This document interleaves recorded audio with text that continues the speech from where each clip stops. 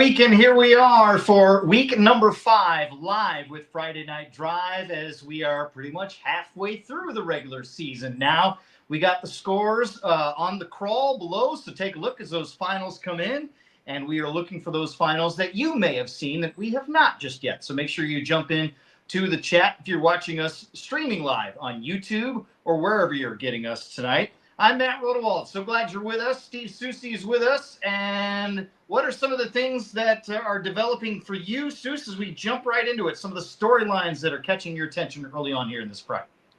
Well, right now, a lot of interesting stuff going on in the smaller classifications. A real interesting game between El Paso Gridley and Tri-Valley that kind of came down to the wire. El Paso ending up winning that game 24-21, so that's a big win for that team. Tri-Valley not accustomed to having 2 regular season losses so early in this year. Right now, kind of watching this Bishop McNamara Aurora Christian game coming down to its conclusion. Bishop McNamara currently holding a 38-35 lead and driving with about 4 minutes left in that game. So that's one that was pretty interesting. Another one, a couple games over in the Three Rivers that I found interesting. We got resolution to our Jersey conflict that we were discussing earlier this week. Yes, we were.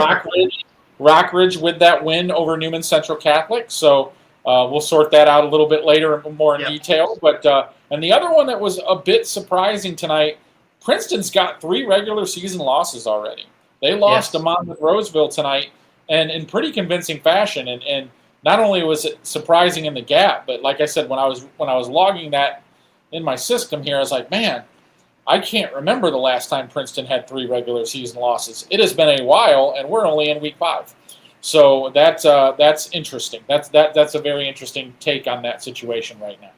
I was noting to you privately as you and I were talking off the air before we got going here with some of our good old high school friends that are watching games around the state with us, that EPG. And my question was, are they really good? Because that Tri-Valley team has historically had some really good teams these last couple of years. Consensus is that maybe they've dropped off a little bit, but yes, EPG is for real. Yes, it appears so.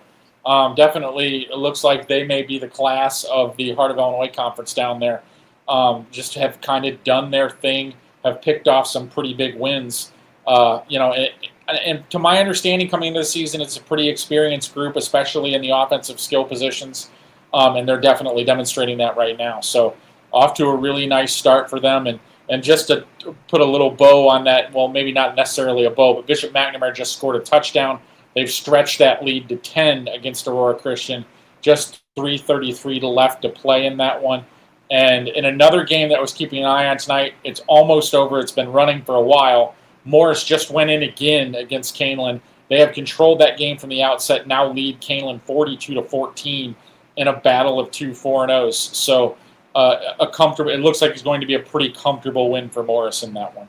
I've got Bishop Mac up now, so I'm watching that with you, and also for Canelan, trying to go unbeaten for the first time since 2012. That's probably not going to happen at this point.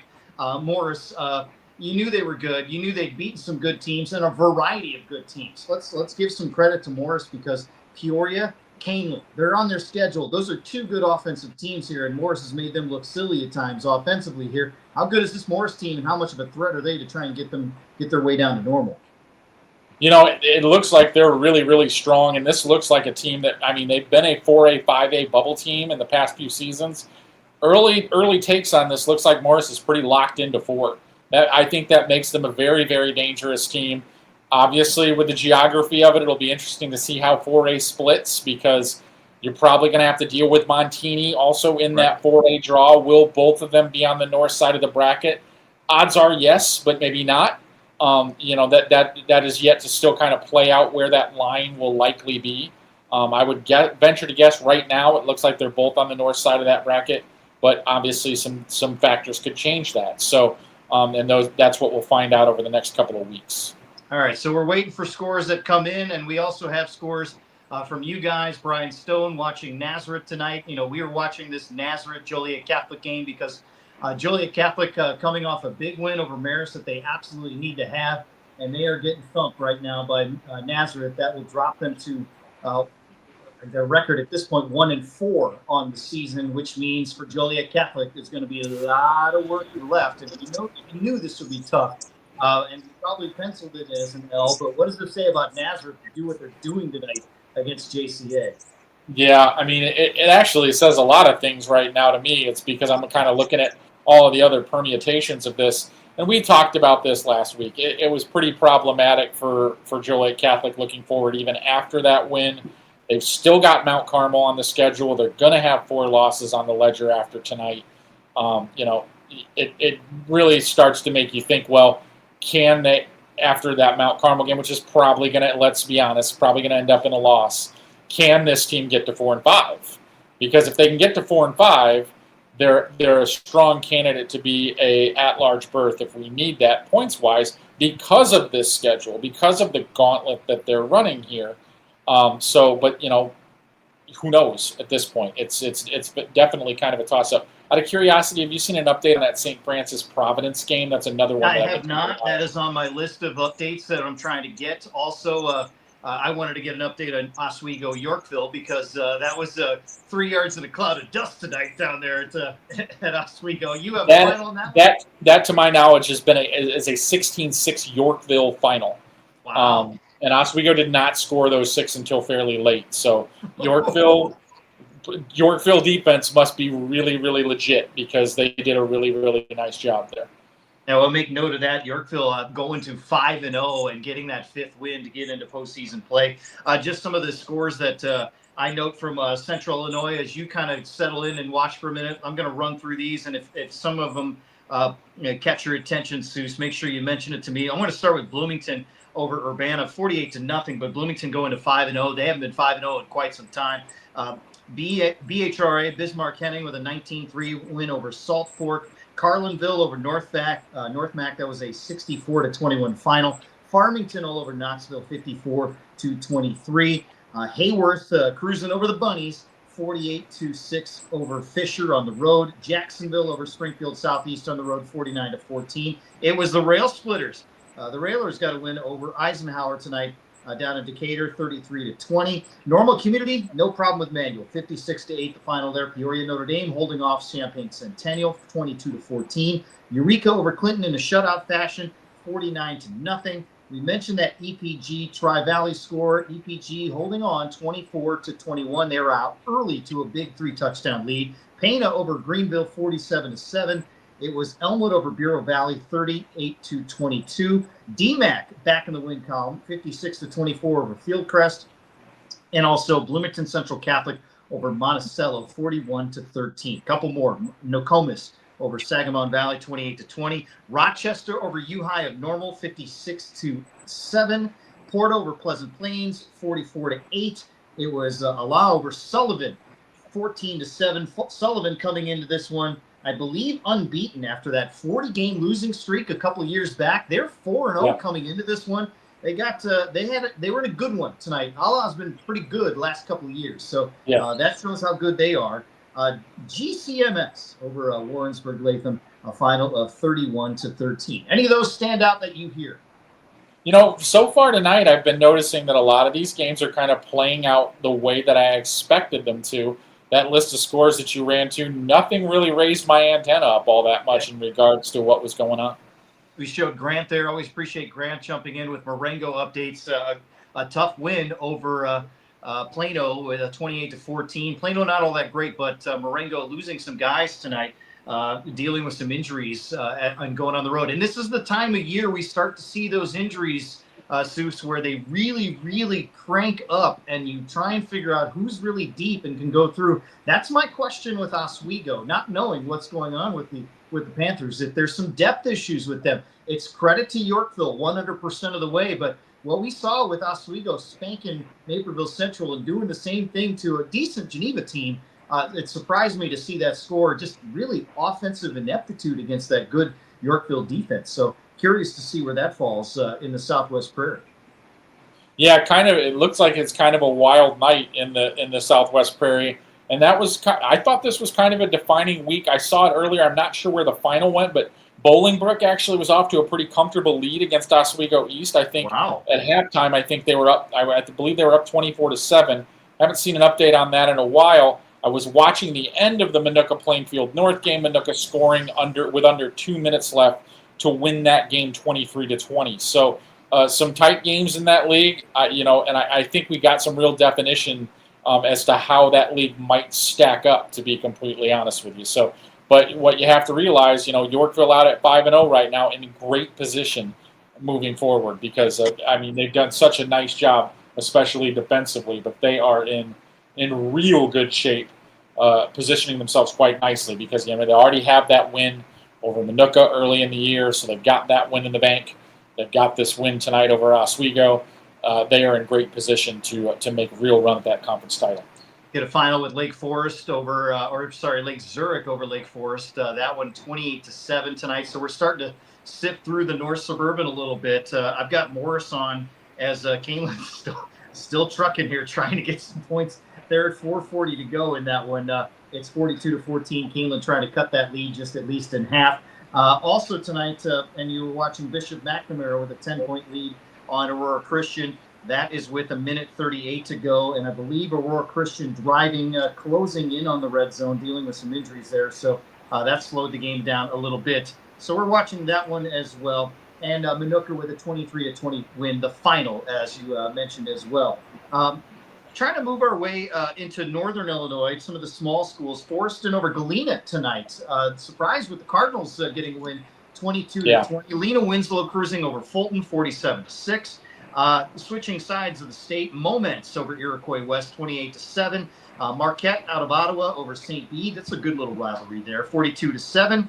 Piatone over Streeter, 42-7 as well. Rochelle over LaSalle Peru. So the Hubs seem to be okay, 40-7. You see that score with Antioch and Lakes. Wow, the Antioch Sequats, 49-15. That's about 4 minutes to go. We thought that'd be a good game tonight, but Antioch had a different story in mind. Also, St. Francis, you were looking for that score over Providence tonight, 34-28. Thanks, Austin, for that one as well. So that's a score you had in mind. What's the implication there?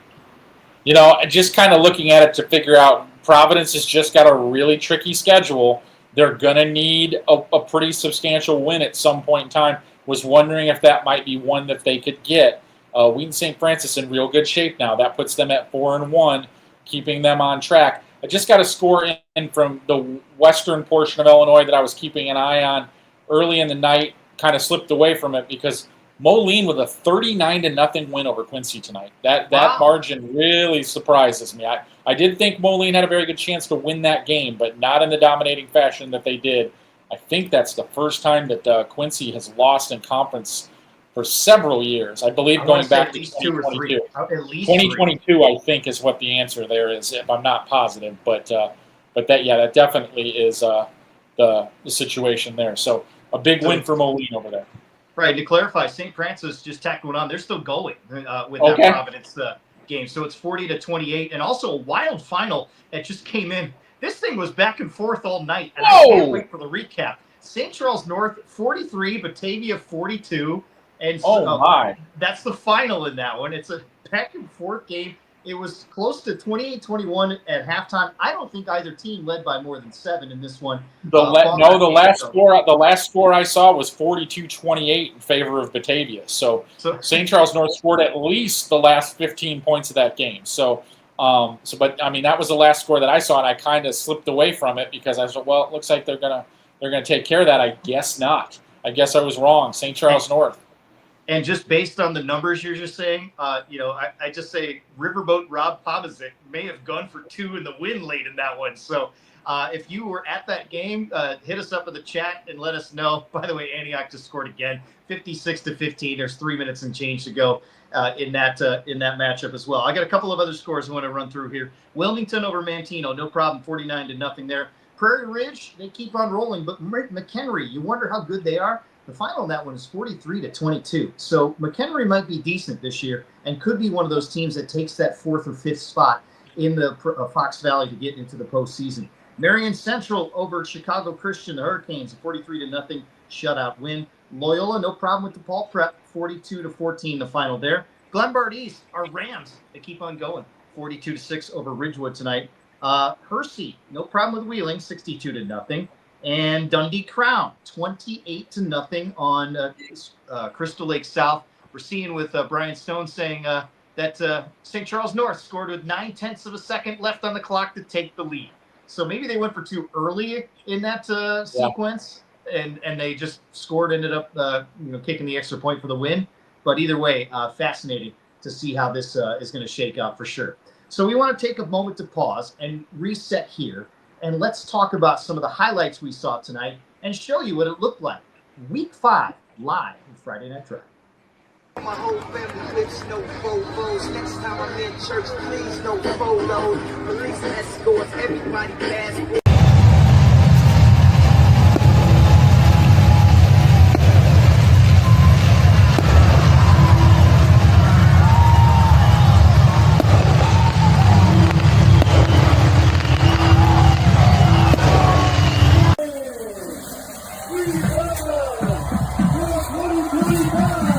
The Tigers for homecoming night 2025. Tigers versus Monmouth Roseville for the Three Rivers East Championship.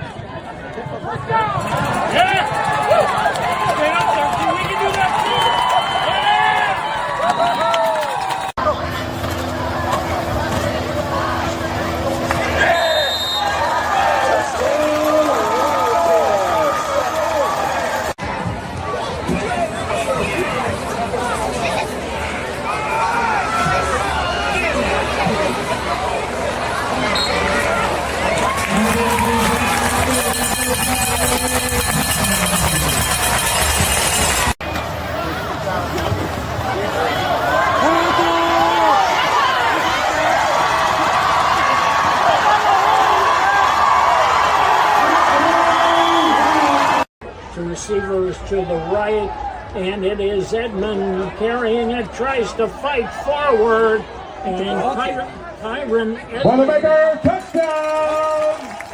Kyron Edmond on the stamper around right end.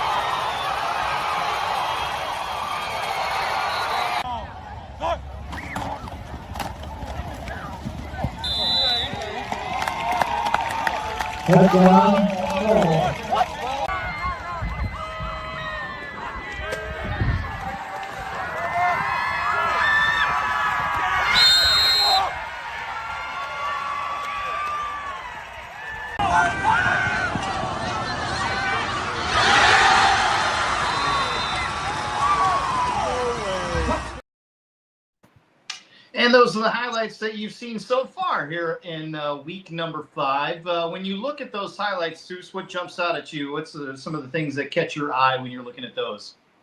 You know, when it really comes right down to it, I'm still trying to sort out this whole St. Charles North Batavia thing. I'm looking for more information on that one, to be completely honest with you. So I was kind of going back and forth here between games that are going on right in front of me and then the game's on the highlights. So I was just kind of piecing in and out. I don't even know what I saw there. So I'm still trying to sort out all this stuff that's all crashing in here at one time. I got you. I got two things for you. I'm watching Marion Central Catholic's running back try and drag 6 guys from Chicago Christian for another 6 or 7 yards. And I'm just going to say this. If anyone from the school is listening, this is a compliment. There's orange, Souce, and then there's Genoa Kingston orange. I don't want to rip anyone's colors, but they're a different level of orange. When you look at their uniforms, I notice this every time. I just don't know what it looks like in person. So that's the thing I'm looking. I see it on the highlights, and I go, that's really bright. I don't know how orange that is. What color or shade of that orange? And so I say that in all good fun. So I'd love to see what a GK Polo looks like with a cogwheel on it to see how bright it is in their world. It's Nickelodeon orange, as John Smelly jumps in and says. I love that. I'm watching Bishop Mack. I assume you are as well, with a 45-42 lead on Aurora Christian. Final 40 seconds left in this one. And if my understanding is correct, Aurora Christian trying to get the ball back here 3rd and 10. Yeah, that's what I'm seeing as well. Also, for the record, Morris Canelan has gone final. Morris with a 42-21 victory. So big win for Morris there, moves them to 5-0 on the season. And like you said before, a really, really impressive finish for them. And it looks like Aurora Christian does not have the ability to stop the clock there. So this one is over. Yep. For 45-42. So they're all lined up for the handshake, and that will do it. Bishop Mack goes to 5-0 on the year. Again, I'll say this every week with Bishop Mack because they had the downturn. Now they're back. How impressed are you with what this turnaround has meant for that program? I thought this one was a big one for them in terms of what happened. I know they beat them last year, but for the last 8 to 10 years, they've had a lot of problems with Aurora Christian. Other than last year's game, it was up there at Aurora Christian. They don't usually play very well up there. And I watched a large chunk of that game, tonight, and it seems like Bishop McNamara had big play after big play in that one. Every time I looked up, it seemed like they were breaking off a big play. So this is a team that I think now I'm real confident that they can make a run at the Chicagoland Christian Championship. I think right now it's probably them, Hope, and Wheaton Academy in that conversation, and how that will sort out is yet to be determined. But definitely a big win for Bishop McNamara tonight after not being in the playoffs for the last couple years, effectively locking in a playoff berth and now trying to climb up that seed chart with more victories. A big win for them. Another interesting thing about them is they are clearly riding the bubble between 3 and 4A. Big final just crossed out of the Western Big Six, by the way. Geneseo with a win over United Township, 36-33. United Township came into this one at 4-0, and so you wonder what that does for Geneseo and how that flips the picture a little bit. What do you think, Souce? Just initial reaction. It helps them a lot. It helps them a lot because when you look at that conference, just kind of on paper, you see those two teams that were in that big game tonight, Moline and Quincy. Sterling seems to have a pretty solid program. So for me, that game is kind of maybe, if you're ranking them in order, maybe that's moving Geneseo into the 4 spot there. And that should be enough, I think, based on where they were at coming out of the non-con. As long as they can beat the teams that they should beat, they can get to 5 now. I don't know if I believe that before tonight because I had East Moline as a slight favorite in that game, and they were winning that game by a couple of touchdowns early on. So Geneseo must have had a very strong second half in that game. We mentioned the Loyola finals, just a couple of other finals before we get to a break here momentarily. We start to see our recaps rolling in from games around the state. So don't, if you think we haven't talked about your game, we probably have talked about some of it, and then we'll get a little more in depth as well as we're both anxiously awaiting the St. Charles North Batavia recap from, I believe Joel Bennett's was out there tonight. Belvedere North, by the way, over Rockford Jefferson, 36-12. Who's the best team in the Nick 10 as far as you're concerned? If you've been able to get a read on that, we do this every year. I think it's Belvedere North, but you can make an argument for a couple of other teams in that league, and I'll listen to it. I'll put it that way right now. It's definitely a trickier year to figure this league out because you're so used to Boylan being a factor, and to be frank, they're not this year. Yep. So you have to kind of look at everybody else. And early in the season, maybe you were measuring that Boylan win. Oh, that's a big win for that team. Well, now it's not nearly as substantial. So almost every week it seems like you have to kind of do like a regrade. You have to kind of like look at where everybody's at after that week. And there's been some interesting results that are contrary to what you're expecting off of history so far. So like I said, I think I'd put, if you gave me a bunch of chips and said put them on who you think is going to win this conference, I think I'd put the majority of my chips on Belvedere North, but I think I'd sprinkle some others around to some other teams as well. I'm not entirely convinced that they're the top dog in that league, but I think they're the leading contender. We showed you the highlights from Juneau Kingston. It's a final. They beat North Boone by a final of 56-38. Thanks to Mike for clarifying the final on that one for us as well. And Bradley Bourbonnais, also a winner, as we showed you the highlights there. I always enjoy the radio booth of Bradley Bourbonnais. There's always the guy he's calling. I don't know who it is, but God bless those small market radio announcers. I love them. I'm not being sarcastic. They're absolutely my favorite. And also, make sure you're listening to our games on Shaw Local Radio now. We have some radio affiliates that pick up some games as well. So if you aren't listening, you should do so. Follow us on social media, and you would have found that out earlier today. Going to the North Shore and North Suburbs a little bit, we mentioned Lake Zurich. How about the rest of the North Suburban Conference? Libertyville over Mundelein tonight. Kind of ugly, 17-7 for the Libertyville Wildcats. And then Wakanda in the Northern Lake County Conference. Wakanda put 77 on the board on Round Lake tonight, 77-18 the final there. We mentioned Antioch with 56, but Wakanda's like, yeah, we'll keep going for 3 more touchdowns in our game. New Trier over Deerfield, a final of 44-7. So I asked the question I do every week: is New Trier good? I don't know. We don't know yet. Yeah. Week 5. It's the running bit. We're going to keep going with that. The running answer, stock answer is, I don't know. Highland Park 35, Vernon Hills 7, Stevenson over Waukegan 45-12. The game I had the most interest in the North Suburban tonight. The ZBs were hanging in there, weren't they, Souce? And then Warren did Warren things, 42. They were leading 22-20 in the third quarter, and Warren proceeded to score the last 22 points of the game there. So I actually was so interested that I turned one of my feeds onto it. Couldn't read the scoreboard. It was just a hazy mess. So I couldn't really tell what was going on, but I knew the uniform colors. So I was able to kind of monitor what was going on there, and I'm like, I think it's slipping away from them. So, yeah, I did. At least they got me to peek in, which, to be honest with you, I didn't think I'd be doing that tonight. So they did make me check on them. So, yeah. Are we at the status program where it's like Souce is interested, Souce starting to be interested, Souce not interested? So there's a 3-tier step level where, like, if you're a good program, then he's watching you. If you're turning the corner, he's doing one of these. Oh, okay. Yeah, I'll watch. And I think that was what happened tonight a little bit there. It was they moved out of that tier of games where I had a feed available to me but didn't think I was going to take a look at them, and moved into the middle tier. So switching gears a little bit if I can. Lincoln Way East tonight, easy win over Naperville Central, but most notably in the first half, Jonas Williams threw 2 touchdown passes before departing. That ties the state record with 2 other gentlemen for the most career touchdown passes in state history with 127. So obviously, when he did that, they were comfortably ahead. Decided to put the reserves in for the rest of the game. I'm pretty confident he'll be breaking that record at home next week. Yeah, so we expect that, and congratulations, honestly, to Jonas Williams and the Lincoln Way East program. As we reach the top of the hour, we're going to take a break. I've got scores from Southern Illinois coming in. We've got Clifton Central scoring, the Fighting I-57 scoring all over the place, and a lot of high scores tonight. We're going to get to those and get you updated on everything as our recaps begin to roll in from all across the state of Illinois. It's Week 5, live with Friday Night Drive when we come back.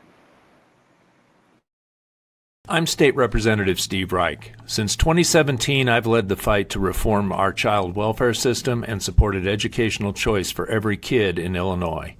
I've worked to stop the collapse of our public pensions while standing up for businesses that are being crushed by crippling mandates. And I've never forgotten who pays the bill. The work isn't finished, and as I run for re-election, I'm asking for your support. I'm Steve Reich, and I approve this message.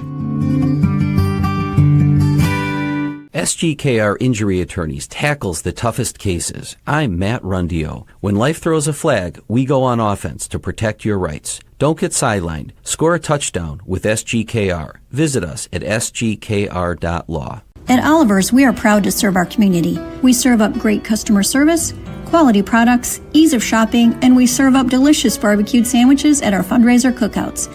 So stop by Oliver's, 748 North Brenton and Dixon, and help fund our local clubs and events. In Illinois and into Iowa, the story of Shaw Media is a story of trust. Since 1851, we've been informing, connecting, and reflecting the communities we serve, large and small, rural and urban, suburban, and river towns alike. With dozens of local newspapers, radio stations, magazines, and specialty brands like Friday Night Drive and Starve Rock Country, we meet people wherever they are. We shine a light on local government. We celebrate Friday night touchdowns. We tell the stories that shape your day, from neighborhood heroes to the Chicago Bears. But what truly sets us apart? It's our people. The award-winning journalists, broadcasters, and storytellers who live here, work here, and care deeply about what matters most to you. We don't just report the news. We're part of the fabric of the places we serve, from the Mississippi to the Illinois, from the Fox all the way to the chain of lakes. Trusted for generations, still earning it every day. Shaw Media, your most trusted local source. And welcome back as we continue to cover Week 5 live with Friday Night Drive here on Shaw Local. Matt Rodewald, Steve Soucie with you here. We've got a lot of points all over the place. We're seeing 60 and 70 in a lot of spots here. So we're going to go through those as best as we can. Most of the games are final. Still dealing with some finals coming in. It's homecoming season, which means, Soucie, you know what that means? We got to do longer the homecoming court. We got to bring out the class of whatever, and we're going to take our time. And, oh, yeah, there's fireworks at halftime in some of these places. So we expect to see some late finals coming in as well. And there's games from Southern Illinois. We want to get to those. We have a highlight from St. Charles North at the end of that one. We're going to show that to you. And also, Soucie, we have the losing streak of the week going bye-bye. We love seeing that. And I've seen on our coverage that we have some coach and player sound. I hope that I'm producing live. Maybe by the end of the show, we get a chance to hear from the coach of a team dealing with a losing streak that's no longer, which is wonderful. So yep. I love seeing that, and we talk about that all the time. You're looking at some of the games going on right now. What jumps out at you right now? You know, right now, pretty much the ones that I was following there have wrapped up. So, just trying to figure out what's going on here. Just in terms of some of these games that I was kind of interested in. Just got a final in that I was kind of monitoring from the middle of the pack. Woodstock North with a 27-13 win over Johnsburg, kind of giving a little bit of definition in the middle of the Kishwaukee River. So I thought that was definitely an interesting game. Got some upstate 8 scores for you. West Aurora over Bartlett, no problem, 49-21. Glenbard South over Elmwood Park, 56-0. Lincoln Way West struggled a bit tonight. Waubonsee Valley put up a good fight, 27-17, the final there. Your reaction when you looked at that score? They were down 14-0 in that game, so obviously kind of battled back in there. It was one of those situations where I saw that early score. I'm like, sure, that right? So I was trying to track that one down and keep an eye on it. It looked like they slowly kind of wore them out. Just came across a couple of interesting scores in the Duquesne. St. Charles East with a 24-20 win over Wheaton North tonight. Wow! So that's a little bit unexpected. And Wheaton Warrenville South fended off Glenbard North and got a 35-28 win. So those two scores were both kind of a little bit interesting, and goes back to our conversation that we've had, I think, 100 times on these broadcasts. The Duquesne. They all seem to come down like 3-4 games in that conference every week, touchdown or less, down to the last play, in the fourth quarter, don't know who's going to win the game. So I guess we shouldn't be surprised at this point. No, and I was at Geneva tonight because my kids wanted to go to homecoming nearby here, so I took them over to that. And they're playing Lake Park, so I expected the Vikings to be in control, but they weren't. And Lake Park was kind of like hanging around, a couple turnovers, and it was before you knew it, right before halftime, 21-10, with chance to go on the to cut it to a one-score game. And so you're kind of wondering, okay, but not the case. The Vikings eventually got pulled away a little bit, but it wasn't a comfortable game, and I don't have a final on that yet. But it was one of those that kind of mirrors the other games that you're talking about with Wheaton South and Glenbard North, St. Charles East and Wheaton North. it's kind of a mess in the middle, and then you put Batavia and St. Charles North, and it's like, I don't know, whoever wants the ball last is going to win this game. So speaking of that, I haven't fully evaluated it yet, but I have a feeling that loss is really going to sting Wheat North, in the long run here. That one's going to hurt because I think they were kind of borderline on the fence there. That one is one that I think when we look back at it, it might be what cost them in the long run. Let's stick with that conference as we talk about probably the best game in the league this entire year between St. Charles North and the North Stars. Yes, it's the redundant nickname, but it's the Batavia Bulldogs, and they went back, forth, and Batavia flying under the radar after that Week 1 loss, a chance to really grab the spotlight again. This is how it ended with St. Charles North going in for the win.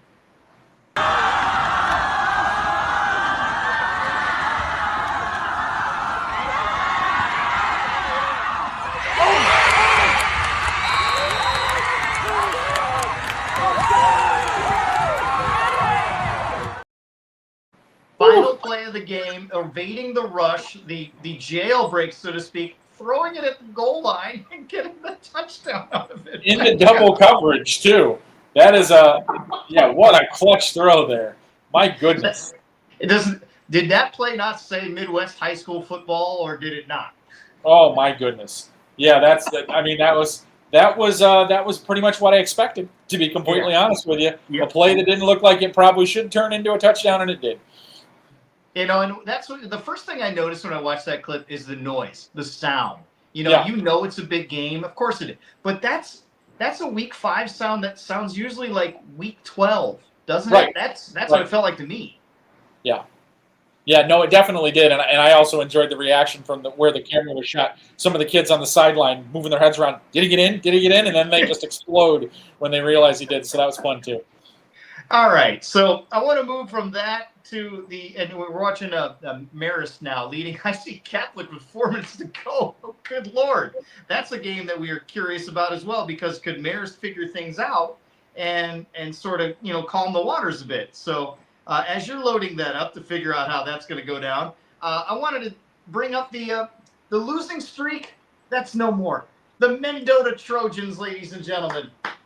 16-game skid, no longer. They got a win over Sherrard tonight. And we have sound from their coach. I don't know his name. Jim Eustace? Is that right? Jim Yes, Eustace. that's correct. What does it sound like, and what does it feel like to end a 16-game losing skid? Let's go. Jim, how's it feel to get this win and end that 16-game losing streak? I tell you what, the streak is over, baby. That was a great team and program win. Go Trojans. And what was the key for you guys getting this win tonight? Oh, I tell you what, it was a team effort. It was coaching adjustments throughout the game. Defense was phenomenal, and we made just enough offensive plays to do it. And, a lot of kids stepped up tonight, and we faced a lot of adversity, and we got through it. So just a fantastic program win. You got to feel good for Jim tonight. Jim feels a little relieved, I think, of the first answer that he heard there. Well, I'm not sure if it was in this offseason or the previous offseason. Jim Eustace used to be the coach at St. Bede. And in the offseason, he changed and took that job at Mendota. And I remember thinking at the time, I'm like, I'm not sure why you would do that. I mean, based on where Mendota's program was. So I think there was some, I think that's from the area that he was originally from, if I remember correctly. He may be an alum, so that might have had something to do with it. But definitely a nice win for them. And I've noticed over the course of the first part of this season, they've played more competitively. I'm a little surprised that they got this win tonight, but not extremely surprised based on the fact that they had been seemingly playing better football. It felt like a breakthrough was on its way. Good. And you know what? And honestly, for the Mendota Trojan athletic program, if you recall, last year, I believe it was last year, they all run together now. Their boys soccer team got to the state finals. And so let's trace this back.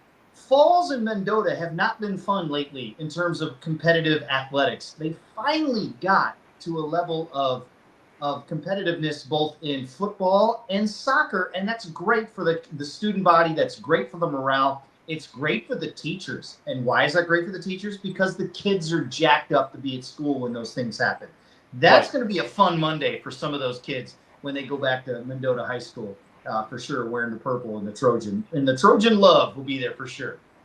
Absolutely. Yes. That's a good way to break it down. There's no question about it. Just get a little bit of energy, especially in that situation where it's just like it's kind of assumed that things are going to go bad on Friday night. So when something like this happens, sparks a little bit of belief. Well, we've done it before. Maybe we can get another one. And before you know it, maybe you start a little bit of momentum. Yep. So what are you watching in terms of, did you get Marist and IC Catholic on one of your 75 screens to see?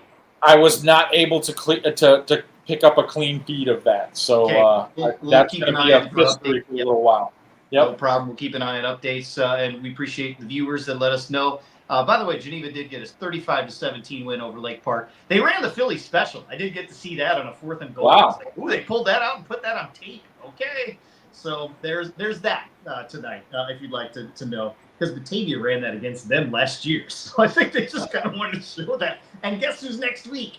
Geneva Batavia down the street. So I think they just wanted to do that for that purpose here. Games that you're catching your eye. Well, I'm going to go through some Southern Illinois scores here. Let's start off here with Ottawa. I should say Ottawa Marquette. How about Alton Marquette? A win over a Missouri team out of Jackson, Missouri. Saxon Lutheran, 48-34. The final. Benton over Anna Jonesboro, 56-7. Cahokia edging out Marion tonight, 28-22. I believe Marion thumped Althoff last week, so that's been Marion. I'm a little bit surprised by that score, to be totally honest with you. I thought Marion would win that football game. Collinsville over Granite City, 50-3. It was DuQuoin over Pinckneyville, but DuQuoin put up 46 points in a 46-27 win. Fairfield over White County, 44-0. Freeburg over Columbia, 23-14. Johnston City over Flora, a final of 38-20. This was my game I circled downstate because Flora came into this one at 4-0. They had not been 4-0 since 1979, and the last time they went unbeaten, they played 10 games in a season. It was a 10-0 team back in 1966. So how about that? But they're now 4-1 at this point. Yeah, that was definitely one I was kind of keeping an eye on too, because the Black Diamond Conference, other than Johnston City, has kind of been an upheaval this year. There's been some teams moving up that ladder, teams moving down. So every week, I think there's a little bit more influx than maybe there has been in the past in that conference. And you add Red Hill to the mix this year, so it's definitely kind of a different league than you're kind of accustomed to. Johnston City is still at the top of the heap, I think, but second's up for grabs, and maybe that's a situation that Florida can fight themselves into. Are you missing the fact that we won't get Johnson City and Dixon this year? Because I would have liked if that would have continued, to be completely honest with you. I mean, it is a heck of a road trip for whoever ended up having to do it, but you know, it was fun. It was something to discuss, and I mean, I'm glad that happened. But I don't think the Dixon Streeter game that took its place has quite the same cachet. But you know, it is what it is. I got a win for Macomb tonight at Breeze Mater Day, 41. They rallied. Oh wow, yes. That was Mater Day was leading comfortably in that game early on, to the point where it raised my eyebrow a little bit. I was like, "What's going on there?" Because Mater Day has struggled out of the gate a little bit, so I was surprised that they had done what they were doing. So Macomb must have put on a heck of a second half rally in that one. Yeah, 41-35 the final there. A couple more. We're going to get to some recaps here in a second. Nashville over Frankfurt, 41-6. Richland County put 57 on Newton, 57-34. We see a lot of points tonight. 46-7. Roxana over Salem. Cesar Valera winner tonight. How about this? Edwardsville finally getting a win. 41-39 over Belleville East tonight. That's the final on the road in Belleville. Murfreesboro over Heron, 40-8. And let's see, that's pretty much what I got for Southern Illinois. Let's focus on some recaps here and check in with JD Penalty first. FCW had a win over Ridgewood, a 46-22 win, and let's get the recap on that. JT Penalty here in rural Streeter. We're flanking Cornell Woodland. Got a win here at the Woodshed, 46-22 over Ridgewood in Illinois 8-Man Football Association play. Big games from FCW, quarterback Bresden Simons, and running backs, linebackers, Leland Durbin and Logan Ruddy all had really big games for the Falcons. Improves them to 3-2 and really puts them in great shape coming down the stretch. Looking at the I-8FA playoffs, Ridgewood falls to 2-3. I have not watched 8-man football. Seuss, have you seen it in person, in firsthand? And what do you think, just in general? I have attended, I believe, 4 8-man football games, and I'm still learning, to be honest with you. Yeah. It takes some adjustment watching it to fully grasp it. If you are like I am, I've seen probably thousands of 11-man football games at the high school level, so it takes a little bit of adjustment getting used to. I'm hoping to get out to another one this year, just to kind of ingratiate myself a little bit. It's fast, it's quick. It is. It's a very interesting watch. I'm still a traditionalist in this sense. I prefer the 11-man game, but I did not have the reaction to the 8-man game that I thought I would, which would be I thought I would hate it. I would be like, I don't like this at all. But I actually kind of enjoyed it, and I look forward to having more opportunities to take it in. In Illinois, there's a history of 8-man football, but a history of 6-man football as well. If you trace it back to the 40s and 50s, it sort of went by the wayside when it got to the 1960s. So, and then other states have 7-man, 8-man is in Michigan, and Michigan has 2 classes up there of 8-man football. Yeah. And they play their state championship games up in the UP inside the dome up at Lake Superior State, which is a great little setup for them. Because it gets cold, obviously, early for them, and it's quite the reward. And so it's, Michigan is one thing where you separate the states, so it's with the Upper Peninsula, Lower Peninsula. So 8-man is something that I'm learning, and I think the state is learning too. But I think ultimately, just a guess, speculation, no hard data on this. I feel like based on where we're going, Seuss, Class 1A will become 8-man football, and everyone slides up from 2, 3, 4, 5 to 8. I'll be curious to see if we do that. And if that's the case, you can start to see 4 and 5 teams kind of go by the wayside for a little while if they do that as well. Yeah, I think that's a possibility. I don't think we're right on top of that yet, but I think within the next 3 to 5 years, I think that's a distinct possibility that we might have a situation where yes, the what is classically known as 1A turns into the 8-man class, and then you have 7 classes of 11-man football. I think that's a very distinct possibility that can happen. We'll see. I think we're years away from even having the discussion, but I think it's closer than we all think at this point, based on how that game has grown for sure. Let's transition over to Yorkville and Oswego tonight at Ken Pickerel Stadium, a battle. Josh Weldy saw, I think, 130 yards of total offense in the first half and 1 drive that went past the 50-yard line. Total. He's got a recap of some highlights. I don't know what he's got. I want to know. This is Joshua Weldy from Friday Night Drive here at Oswego High School. The final score is Yorkville 16, Oswego 6 in a match of unbeatens in the Southwest Prairie West. Yorkville is 5-0. It's their best start since 2019. Oswego with their first loss. Game was 0-0 at halftime. Yorkville forced 3 turnovers in the second half, including 2 interceptions. The first one by Luke Hendershot set up a Kyle Nadler 30-yard field goal for the first score of the game.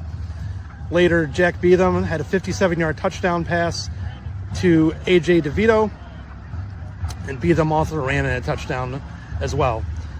Again, the final score, Yorkville 16, Oswego 6. From Oswego High School, it's Joshua Weldy for Friday Night Drive. So with Oswego East losing to Bolingbrook tonight 32-7, your Yorkville Foxes are in first place all by themselves in the Southwest Prairie West. What do you make of that league now? It is a really good situation for them because, if you look at it on paper, they cleared the Oswego obstacle here. They beat a Minooka team that just beat Plainfield North, which is a remaining school on Yorkville's schedule and will be a challenging game. That has typically been a pretty fierce rivalry between those two schools. But, you look at the rest of them, and for Yorkville heading into this game with Oswego, everyone consensus, Oswego was the favorite. Based on their production through the first 4 weeks of the season.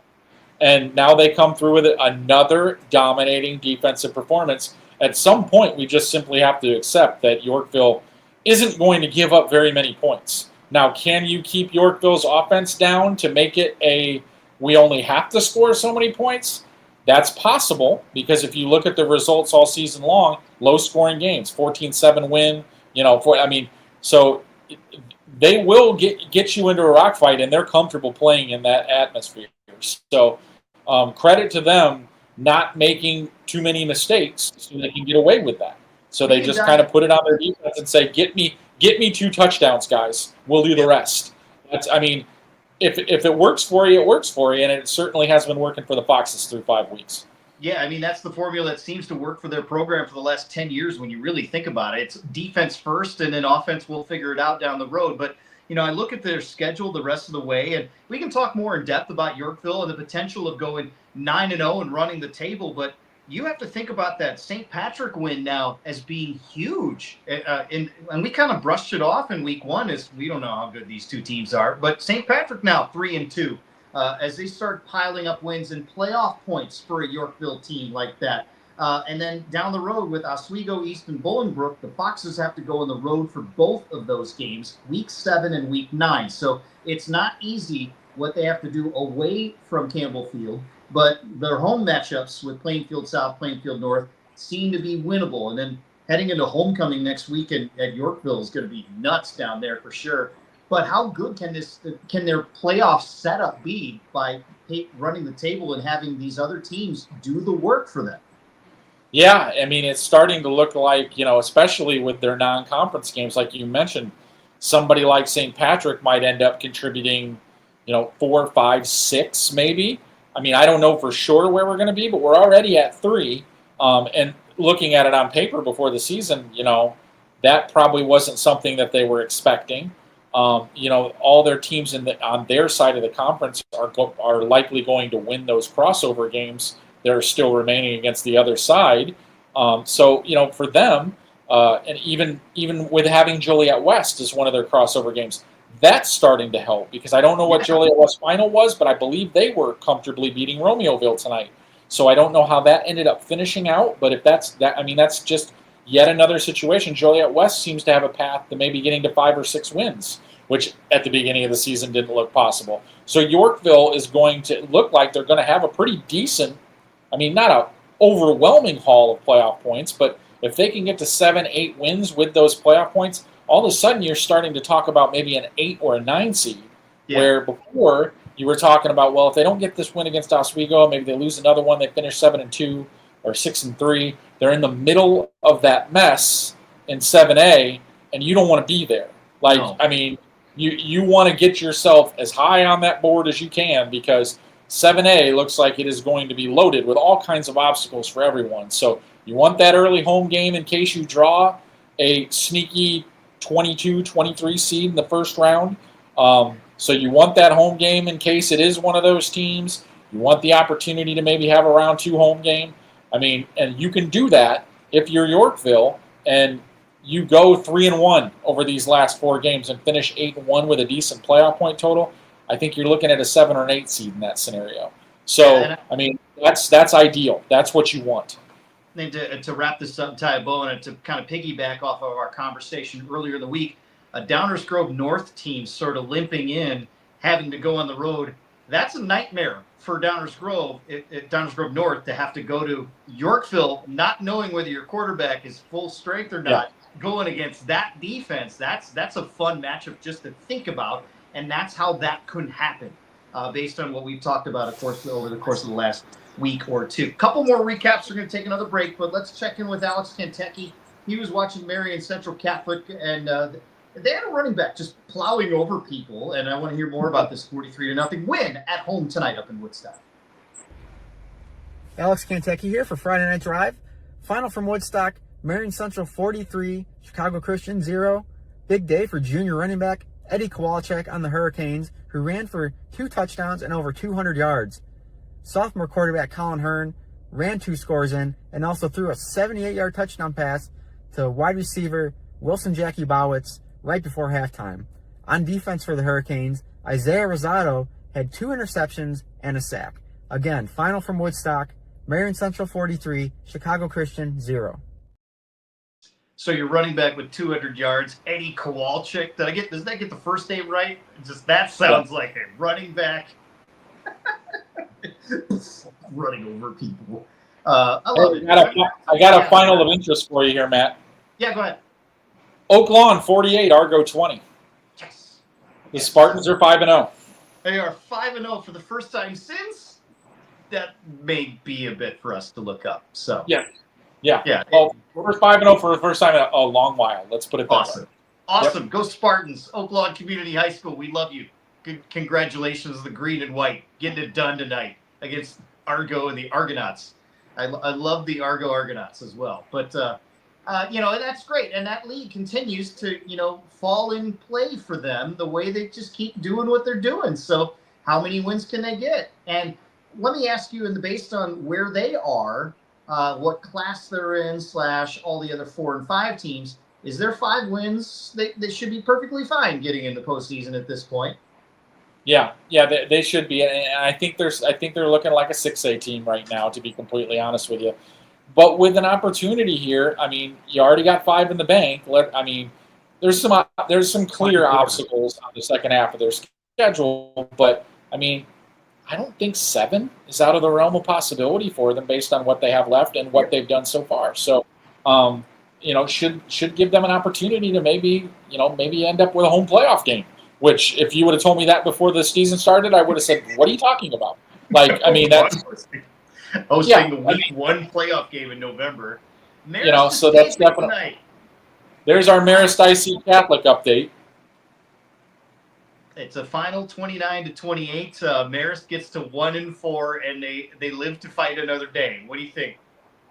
Yeah, and I mean, that, like we said before, I mean, this is absolutely one that they have to have because got to climb out of that 0-4 hole. And you kind of look at the rest of their schedule. I felt like, to be completely honest with you, if they can get that, I think that if they could get tonight's game, I think they have a chance to run the table here. I don't think it's out of the realm of possibilities. I think Providence is the biggest obstacle next week, but the back 3 of their schedule are all, in my opinion, winnable games for Marist. So I think next week is the pivot. If they can get that one, I think they are in reasonably good shape to climb all the way back and finish at 5-4. One more recap for us before we take a break. We talked about the jersey swap story on social media. If you're not following us on X, you should be, because we actually jump in with the athletic departments and say, yeah, we want to see this bet for sure. Rock Ridge, somebody's got to go all the way back to Rock Ridge and get a bunch of dimes. Drake Landsman, as the Rock Ridge squad took out Newman tonight, 26-6. So what does it mean? Here's his recap. Drake Landsman with Friday Night Drive here as number 2 Rock Ridge beats number 3 Newman 26-6 in a battle of 2 of the top teams in 1A and 2A. This was a defensive battle early on before Rock Ridge was able to take a 7-6 lead right before halftime. Rock Ridge was kind of able to pull away there in the second half as quarterback Cullen Schweigen had 2 long touchdown passes and also had a rushing touchdown. Impressive game from the Rockets tonight. They take control of the Three Rivers Rock, and they are undefeated at 5-0 and 3-0.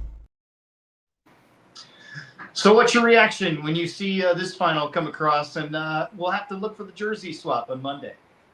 Yeah, this was a game that, we talked about it a little bit before. It was a game that on paper, they looked pretty even there. And I was interested more for, I know both of these 2 teams are very good football teams, are going to be a factor in their respective classes. But for me, it was about what it's going to do seed-wise. Like, what will it do to Newman? Because you look at 1A North, and that's where Newman almost certainly will be. You want to be as high as humanly possible in that bracket because you've got all kinds of obstacles that are formulating in that north side of that bracket. I mean, you've got Stockton, you've got Winslow, we've talked about in the Fighting Interstate 57s, and Clifton Central will be in that top bracket. You don't want to pick up too many losses here. That might end up being the only loss that Newman takes, but you want to keep yourself in that mix for one of those top 4 or 5 seeds in that north bracket, because if you don't, you're going to immediately get a very difficult opponent. If not the first round, definitely in the second, because that is a potentially deep 1A North bracket, and you want to have as much control over it as you can. And the one thing we talk about in terms of like home playoff games is 9-0, 8-1, 7-2. Those are the 3 kind of levels and tiers we talk about, class 8A to 4A. when you get deeper into it to the smaller schools, you drop beyond 8-1, you might be on the road at 7-2 more often than in the higher classes. Yes. We've seen that historically happen all the time. So that's why we talk about well, you can't drop very many. When we hear Marist, they can go 6-3 and they'll probably get a home game. No, that in 1A it's a different animal altogether because of the fact that there are so many good 9-0, 8-1 teams down there. Yeah, and that's one of the things that kind of always comes into play in the 1A bracket. Real quick, an interesting final that I just came across. Sandburg with a 31-7 victory over Homewood Flossmoor. That was one that I was keeping an eye on. Several interesting layers to that story. Troy McAllister, now the coach at Homewood Flossmoor, formerly the coach at Sandburg, in the Wayback Machine, guided Phillips to some state championship appearances and title wins.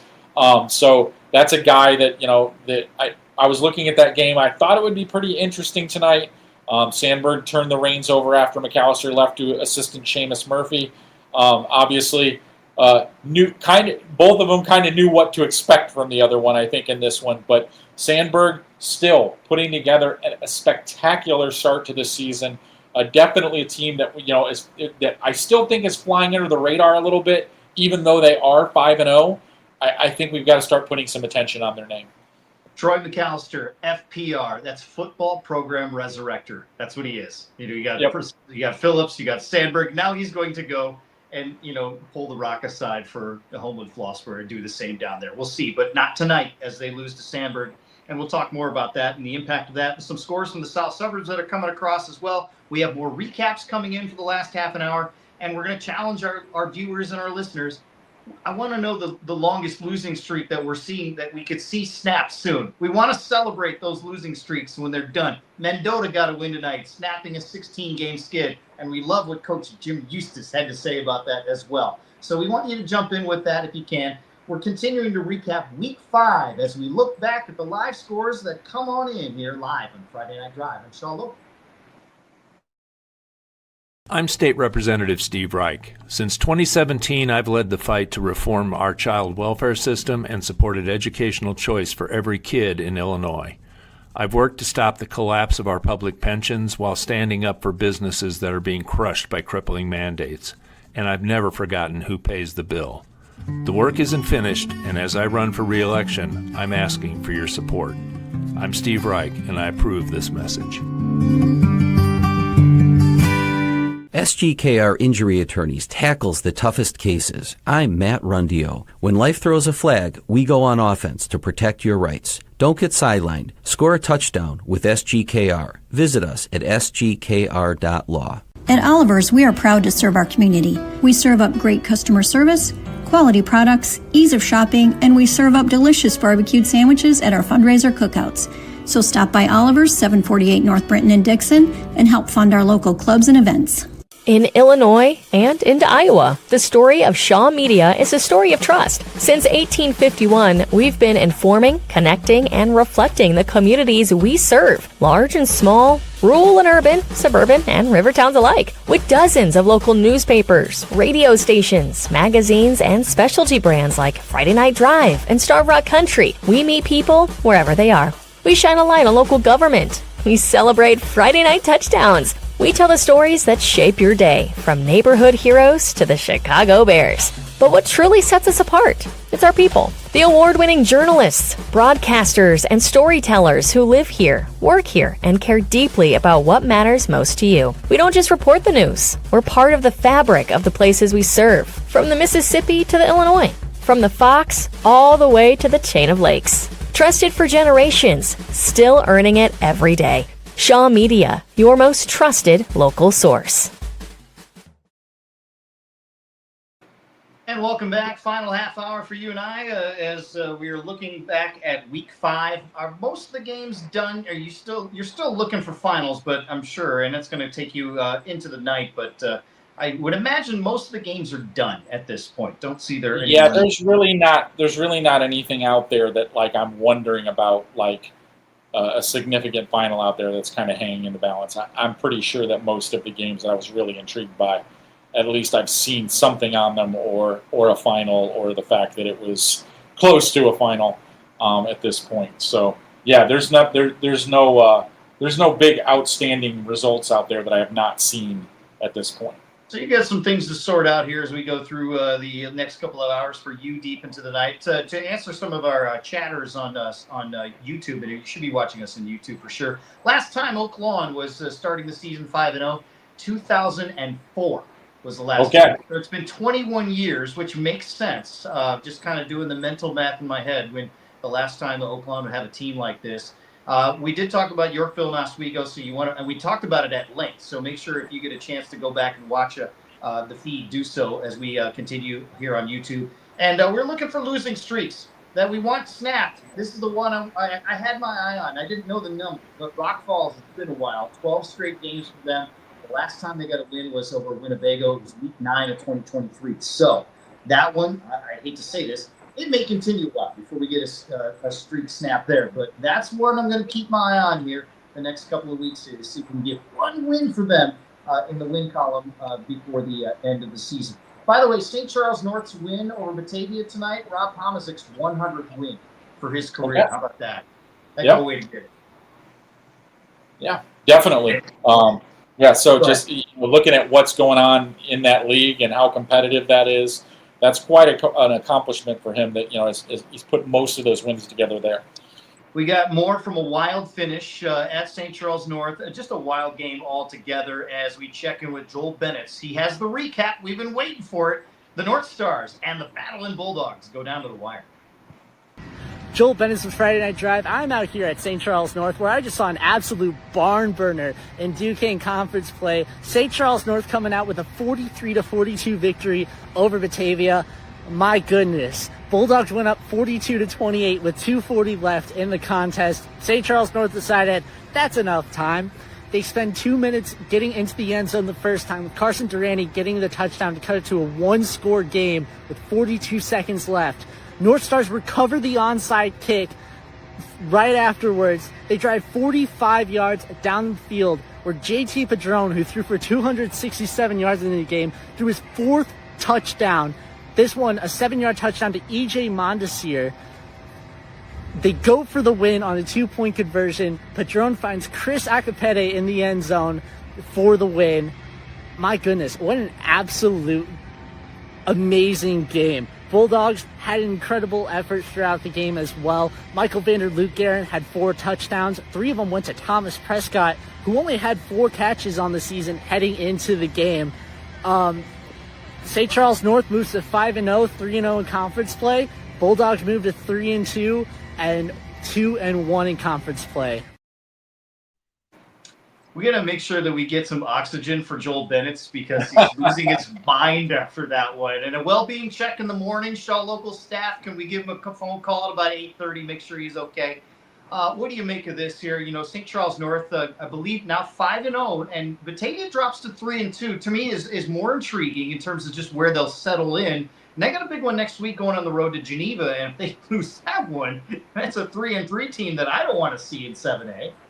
Yeah, and I mean you start looking about it in pods and where they could be at 7-2 in that bracket. Maybe they're at a 10 or an 11 because in fairness to them, they did play a very good non-conference schedule, so they're going to find themselves at the top of most of those clusters. Whatever win cluster they end up in, right, they're going to be towards the top. So now you're looking at potential maybe 7-2 or maybe even a 6-3.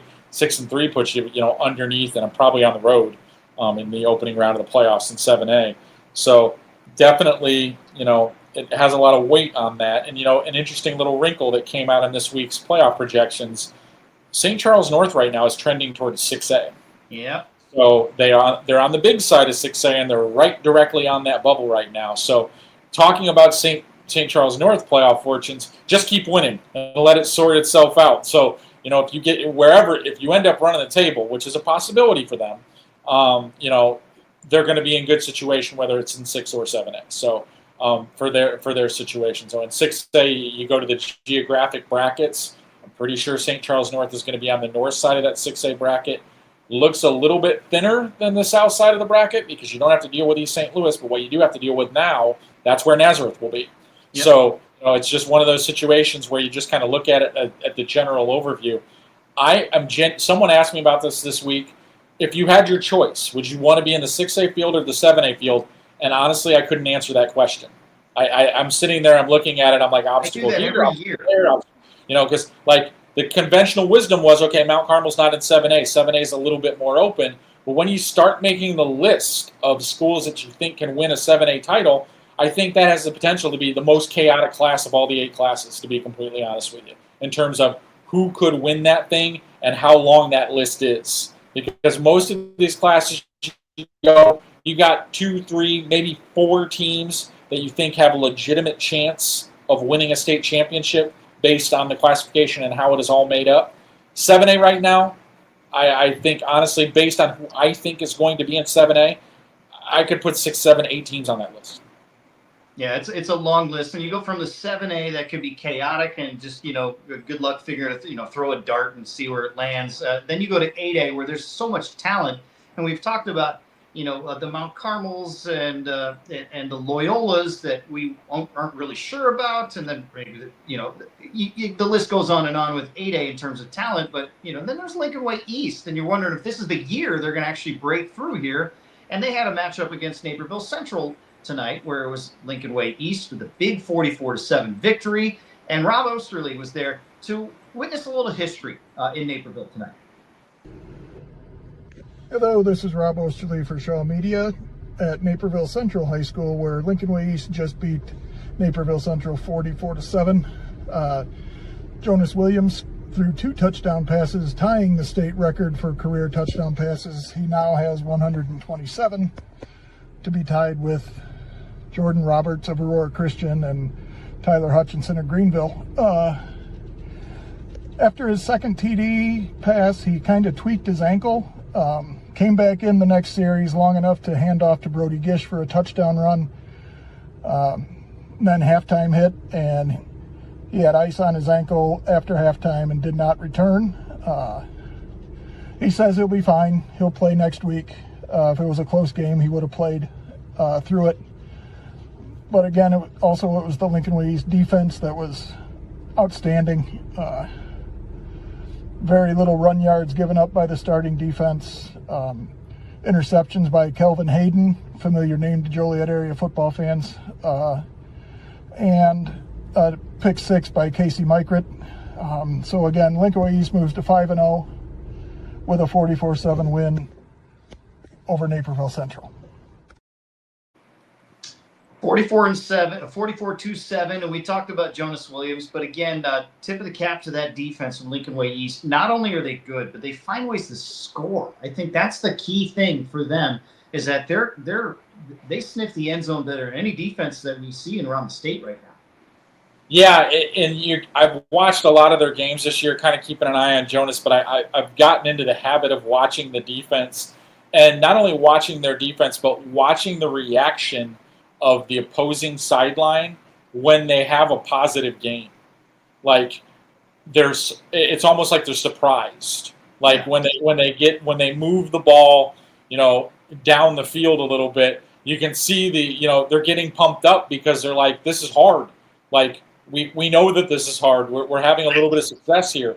It's not leading to a lot of points. I mean, Lincoln Way East gave up 2 touchdowns last week, but it wasn't against the defense. They were both special team scores made by Lockport. So this I don't think this first unit has given up much of anything over the course of the year. I think the majority of the points that have been scored against them have been against the second or even third units that have come into these games, after halftime when Lincoln Way East is leading comfortably.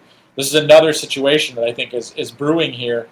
Not that I don't think that the Lincoln Way East is conditioned, but at some point you got to say, when are we going to have to play 3 quarters? When are we going to have to play 4 quarters? That is going to happen at some point in time. And it really didn't happen much last season. They really did not get pushed very hard by almost anybody.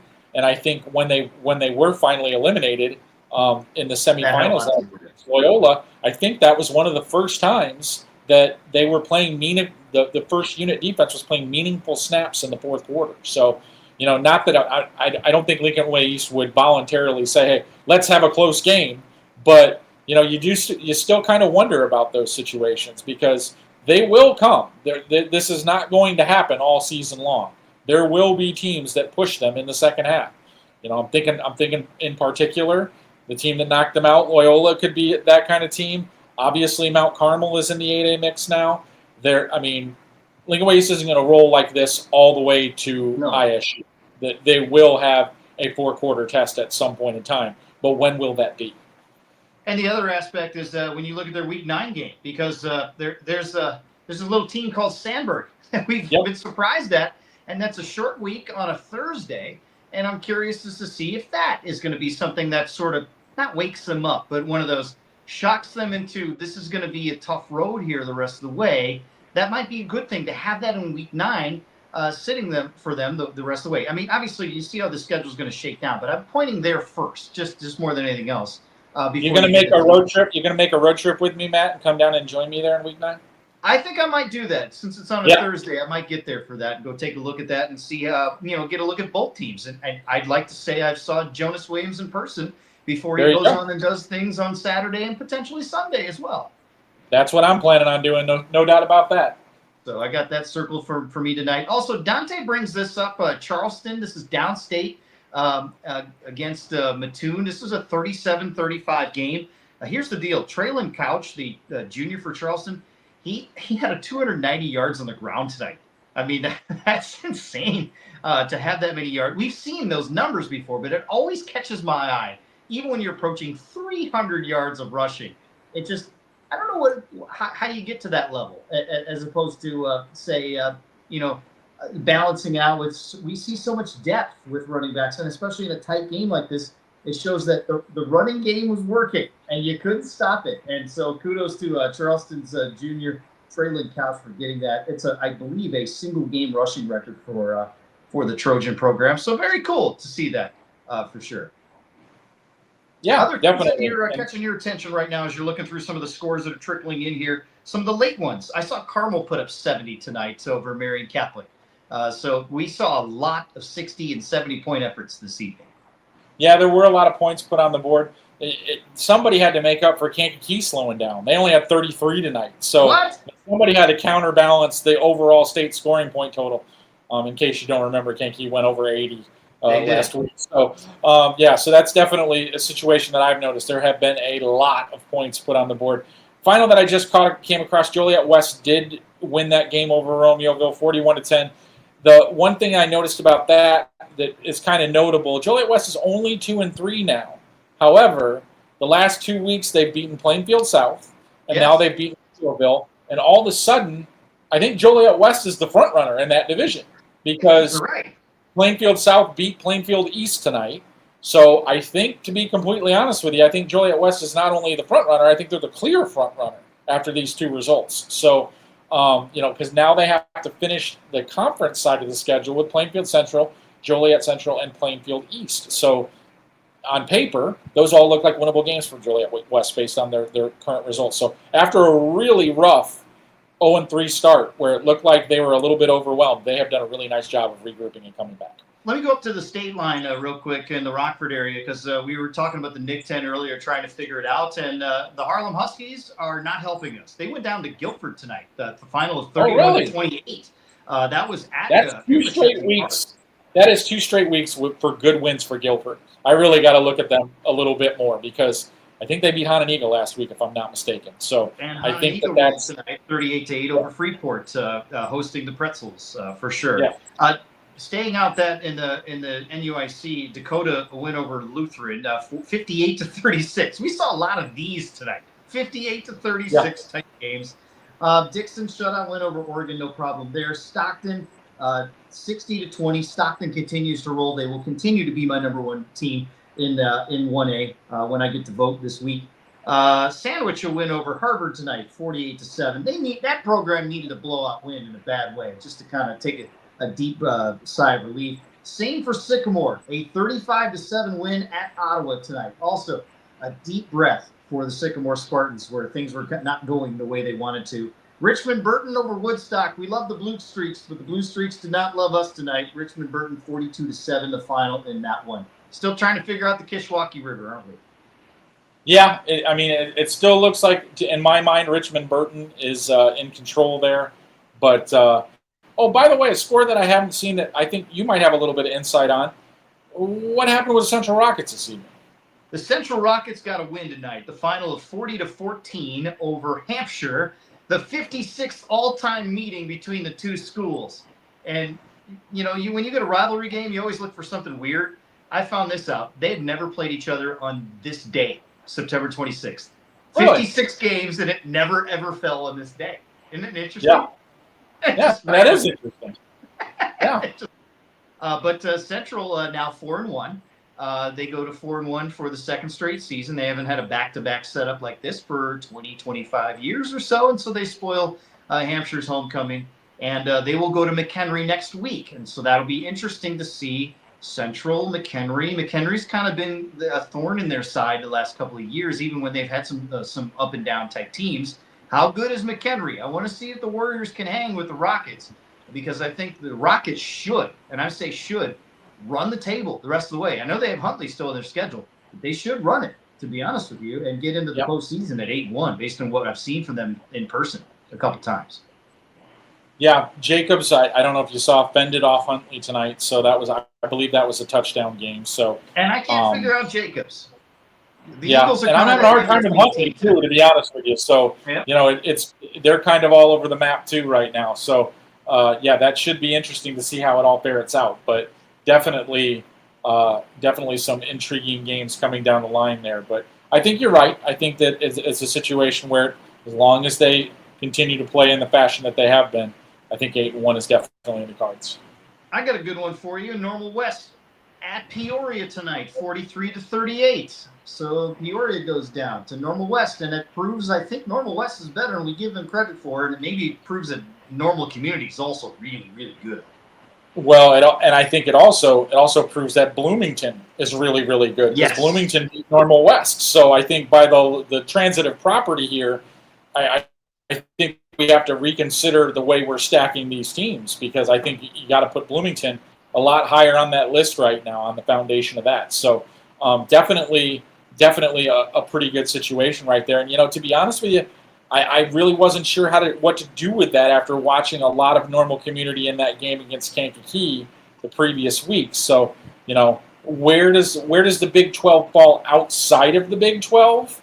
I'm starting to question that a little bit. Yeah. I mean, Peoria lost to Morris outside of the conference. Normal Community loses to Kankakee outside of the conference. I mean, it's just like, so, I mean, how does that league fit when we get them outside of the Big 12? I think that's an interesting question. Couple recaps before I go and you continue on. Let's check in with our friend Eddie and his beautiful beard. GK and North Boone. He has this recap from Genoa's big win tonight. Final from Genoa. Genoa Kingston tops North Boone 56-38. Obviously a shootout, not a basketball game. I don't think they hit 56-38 in a basketball game, these two teams last year. That's the final today. GK defense clamps down when they needed to. Shootout for obviously most of the first half, but GK gets some separation. Late second, early third, they go up a touchdown with $1:34 left. But then they get an interception. Benjamin Kleba with an interception late in the third, and then late in the second quarter. Then North Boone got the ball back to start the second half. And at the end of that drive, Cody Cravata, also the quarterback for GK, came up with an interception that allows GK to push the lead at that point to 2 scores. And from there, North Boone's just playing catch up, and GK kept scoring. The Cogs had 4 running backs with at least 75 yards. Jaden Lee, I think, led the pack with, I'm going to say, 135. I can't see my sheet from here. I tried. So just an absolute shootout. The final obviously will be up on Friday. Story will be up on Friday Night Drive. This was a doozy of a game. Genoa Kingston comes away with the shootout victory against North Boone. And last I checked, I thought North Boone was pretty good coming into this one. Is that right? What's that? I believe North Boone was pretty good coming into this one. Is that correct? Yeah, they were in pretty good shape record-wise. I believe they were 3-1 coming into this game. But, I mean, kind of the opinion coming in was that they had played some of the lesser teams in the Big Northern. How would they do against, kind of middle of the pack? Because that's where kind of, even though Genoa Kingston comes in with a lesser record. They played some of the stronger teams in the conference. So this was kind of a measuring stick, I think, for both. More so for North Boone than Genoa Kingston. Genoa Kingston still kind of has an uphill climb to try to get themselves to a playoff spot, but they needed this one tonight. This was one they absolutely had to have. We had one more recap, and we want to check in with St. Francis and Providence. The Spartans getting a big win tonight, putting 47 on the board on the road. And let's get that recap right now. Hey everybody, Russ Hodges with Shaw Media, Friday Night Drive, recapping tonight's CCL game here in New Lenox, Providence Catholic and St. Francis. The final score tonight, a shootout, St. Francis winning 47-35 over the Celtics, the number 2 team in 5A, improving to 4-1 on the season. Providence Catholic, the number 3 team in this class, dropping to 3-2. Here are some of the big stats for tonight. Brock Phillip, the quarterback for the Spartans, 337 passing yards. He had 4 touchdown passes, all of which went to Dario Milivojevic. He had 177 receiving yards on 6 catches. Also, Zach Washington for the Spartans, 117 yards on 6 grabs. Also returned a kickoff for a 93-yard touchdown in the second half. On the Providence side, Broden Mackert, junior running back, 153 yards on the ground. Braden McKay, 84 yards, 3 rushing touchdowns, all of which came in the second half. A lot of points put up in the third quarter, a lot of offense tonight, but it's St. Francis winning 47-35 over Providence Catholic. Check out the article online at shawlocal.com, Friday Night Drive. Good night. And good night to you, Russ Hodges. I said this a couple weeks ago when I saw the St. Francis live and in person. I think their offense is as good as it comes when it comes to that class. You see 47 points on a pretty good Providence team. How dangerous can they be in the postseason? They're an interesting team, but, it really, for them, I think it comes down to kind of like where they fall. I'm sure they're going to be a 5A team. If they can keep this going, if they can keep themselves on the top side of that bracket, I think that's pretty important, just in terms of, getting themselves in a decent seed position. But the one thing about 5A right now is that you look at it because it's going to look different than what we're used to. I mean, there's going to be no Nazareth in there. There's going to be, Joliet Catholic may not even make the playoffs. That's another kind of staple in 5A over the last couple of years. So both of the 2 teams that made the state championship game are no longer in that classification. So you just kind of have to look at that and where St. Francis is right now. If they keep this going and get themselves, let's just say for sake of argument, to 7-2 and keep themselves, 4, 5, 6 seeds somewhere in that neighborhood on the side of that north bracket, I think they're a very dangerous team because you just don't have the same teams that you're used to being the stalwarts. Somebody else is going to have to emerge here, and I think honestly it's pretty open. Like, you got Prairie Ridge to deal with. You've got Cary Grove down there now in 5A. That's something that we're going to have to adjust our thinking process to as well. But just trying to sort that field out, you have to look at St. Francis and what they're doing, especially offensively, and think to yourself, they're going to give most 5A teams fits, especially in defensive matching up with them right now. Because, I seen them once live this year. It was in week 1. They kind of fought and clawed that win over Kenwood. I think that Kenwood team is very talented and is probably going to be the kind of public league team that can actually maybe win a playoff game or 2. And that's also in 7A. So that's a situation where you're talking about a very good St. Francis team. It's just for them, I think it's all about setup. Where are they? Who are they going up against? And how does that bracket play out for them? All right, final couple seconds with you and me. Just some of the storylines and headlines that you take away from tonight when you look back at what we've seen so far. Tonight I think was a night where we got a lot of results that we were kind of expecting. We looked at the Chicago Catholic League tonight. It was a crossover week.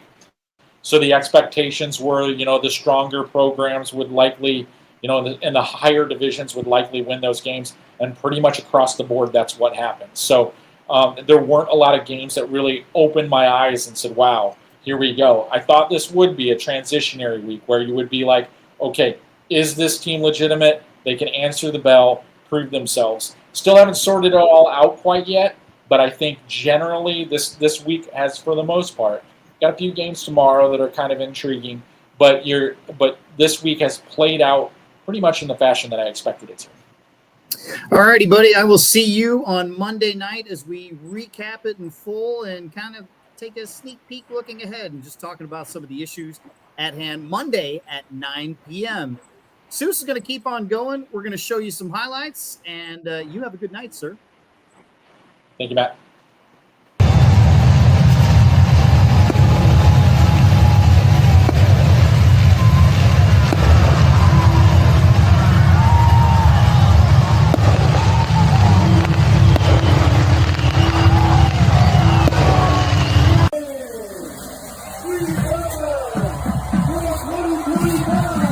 The Tigers for homecoming night 2025. Tigers versus Monmouth Roseville for the Three Rivers East Championship.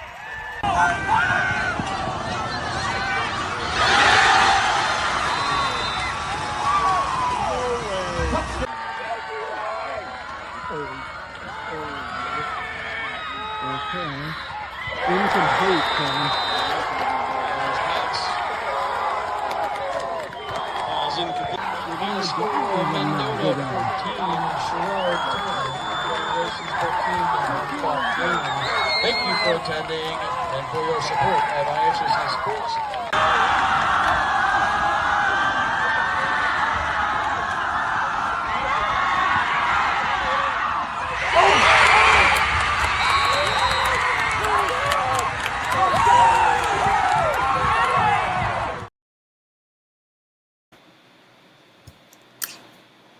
Hi, everyone. Back to go through some scores from Friday night, looking through what I'm already missing. I've gotten a lot of them in already tonight. I think we're down to about 100 games that I still need to get final score. I'm just going to start right in with the list of games that I'm missing. And some of these I know may have already been put in the comments, so I appreciate it if you just drop them in there drop them in there if you have them, even if they are repeats from earlier, because I wasn't able to look at the comments fully. So looking for Taylorville and Effingham, Mahomet Seymour and Mount Zion, Stillman Valley and Rock Falls, Rockford Lutheran and Dakota, Peoria and Normal West. I know Normal West won. I do not have the score. And Centennial and Peoria Notre Dame. So those are the 6 that I'm looking for right now. Thanks, weather. Already all over it. Taylorville 28-21.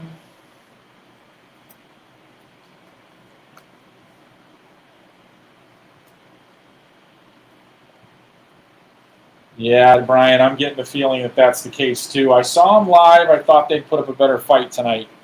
Peoria Notre Dame 22-14. Okay. And Stillman Valley wins 42-6. Okay.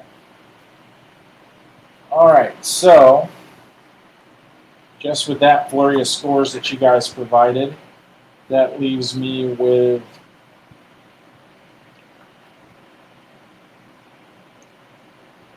Dakota wins 56-38.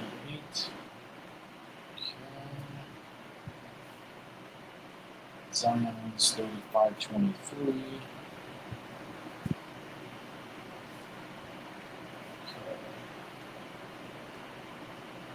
All right, so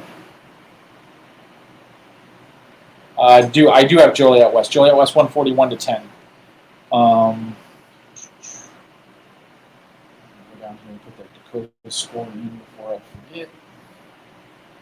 56-38. Okay.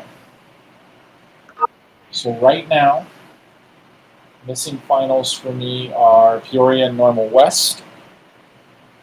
And that is it. So now we'll move on to the Black Diamond.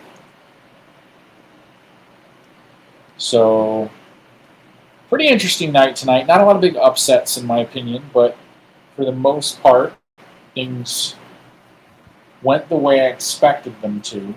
Did see some 4-0s lose tonight. I knew Normal West won. Thank you, weather. So right now we're all caught up on scores I'm looking for. And like I said, I am in really good shape in terms of where we're at because I got a lot of them in early. And now I'm working my way through the Black Diamond. And now I found the first one that I'm looking for out of that conference, Christopher and Sesser. Colorado 26-23.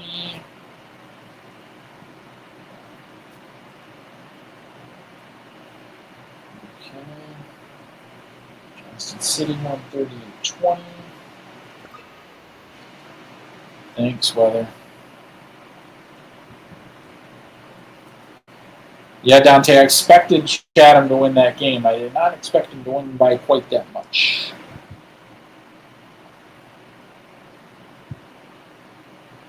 So, Sesser wins 46.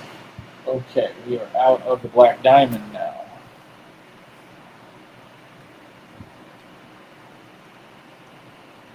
Going to the Cahokia, Illinois. Yeah, they did. 1-4 for Joliet Catholic, and a game with Mount Carmel left on the schedule, so that is a problem.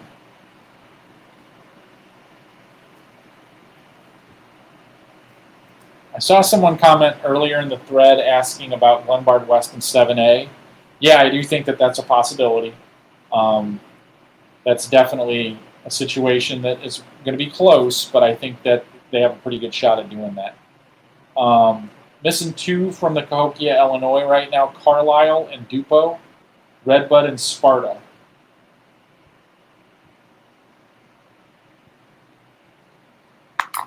So I need those, and I'm going to switch over to Cahokia, Mississippi.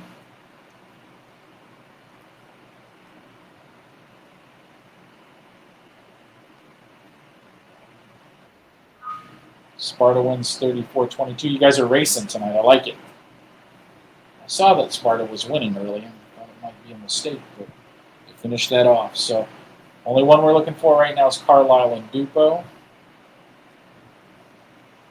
Central 63-0. Freeburg 23, Columbia 13. Yeah, that's going to be a tough crossover for Joliet West, but they put themselves in the driver's seat to win the conference now, though, so that's good for them. All right, and I'm also looking for Roxana and Salem now. So Carlisle and Dupo, Roxana and Salem are the 2 games that I'm missing.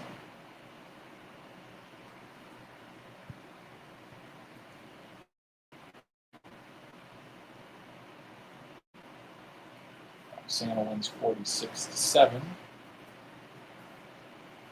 Okay.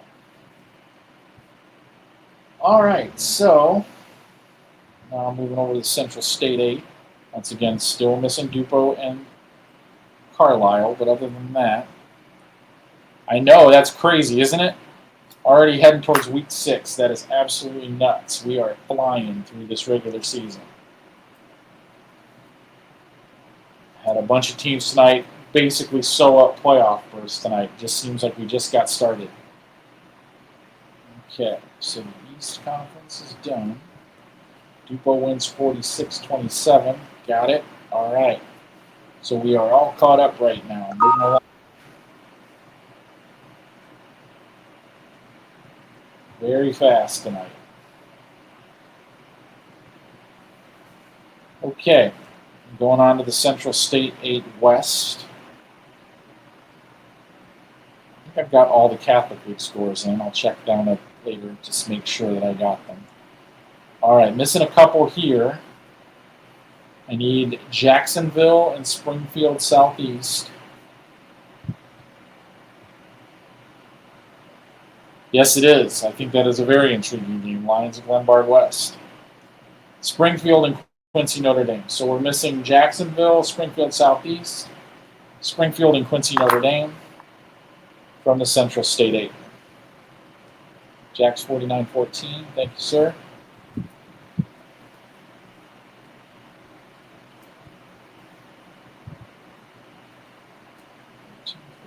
Springfield 35-29. That's a nice win for Springfield.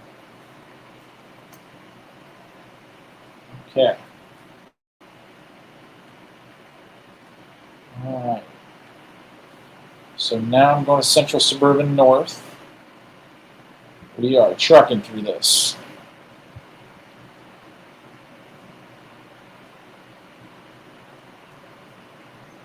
Okay, I'm missing Maine West and Niles North from that conference.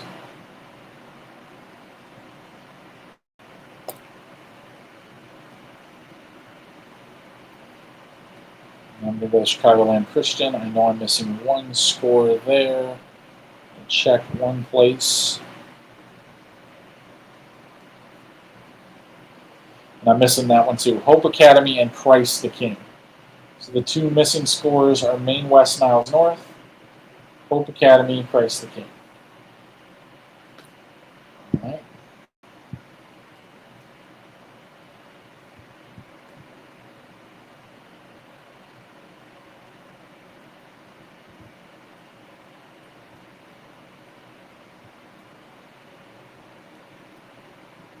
Okay. Now I'm adding the public league score to the mix. Noble UIC and Noble Spear. I need that one. So 3 games missing: Maine West, Niles North, Hope Academy, Christ the King, Noble UIC, and Noble Spear. Now we're moving to the heart of Central Illinois.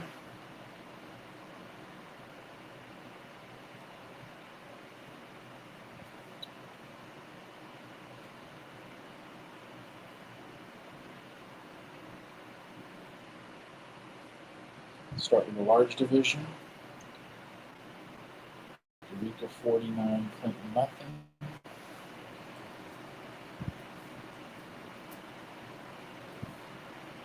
Shelbyville over Tremont.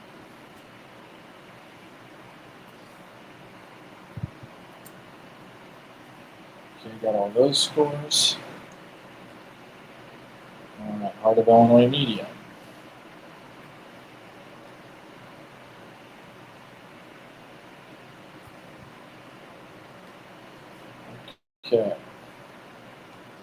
So, Gibson City 31-13.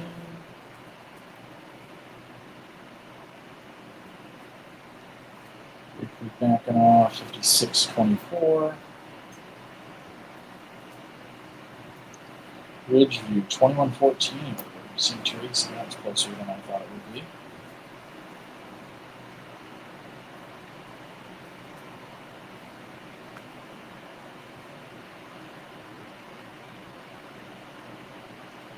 All right, so now we're going to Hardy Illinois small.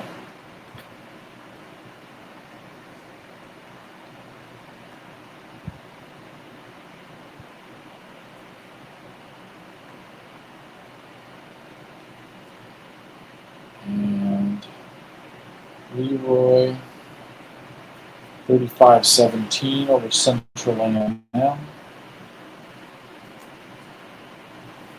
And I need Fisher and Hayworth. So, anyone in 6A BD St. Louis?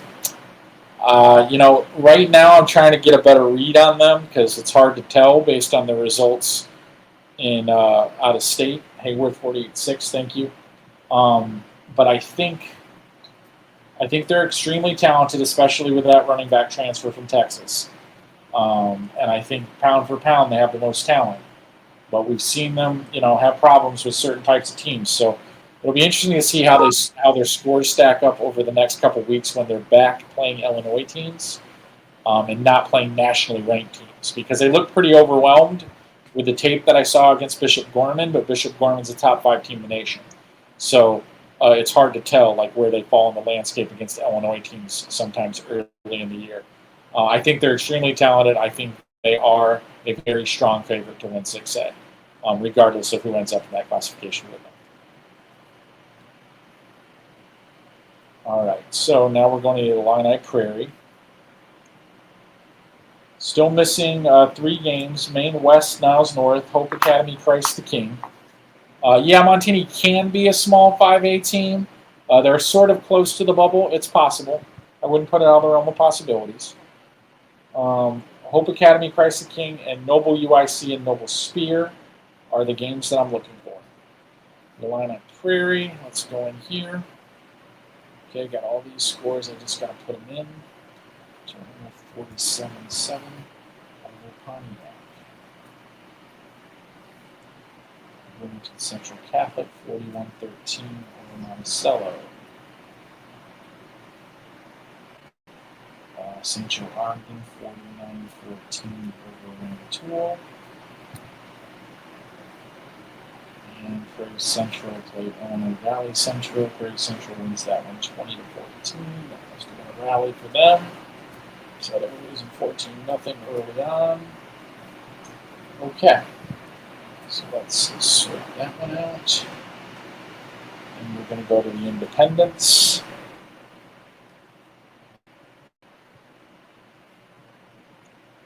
All right.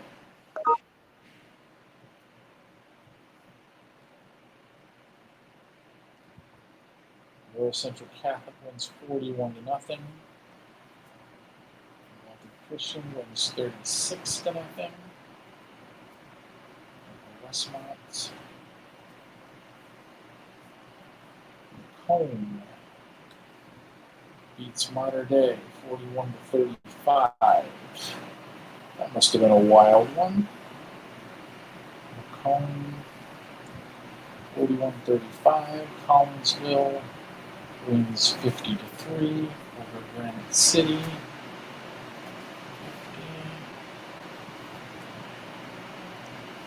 Marquette wins 48-34. Saxony Lutheran. Madison beats Argenta. That's a little surprising.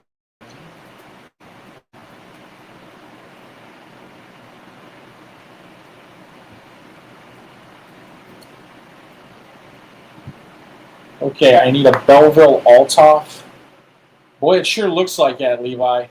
I wouldn't have bet on that, but it looks like Alton Marquette, especially after tonight, is in good shape. They're 4-1 right now, and they got Madison and a team from Missouri that I don't think is that strong on the second half. So potentially a 5th win, maybe even a 6th. So Belleville, Altoff, and Mount Vernon is one that I'm looking for. Mount Vernon, oh boy, that's surprising. 29, okay. Belleville, Altoff, 2 and 3.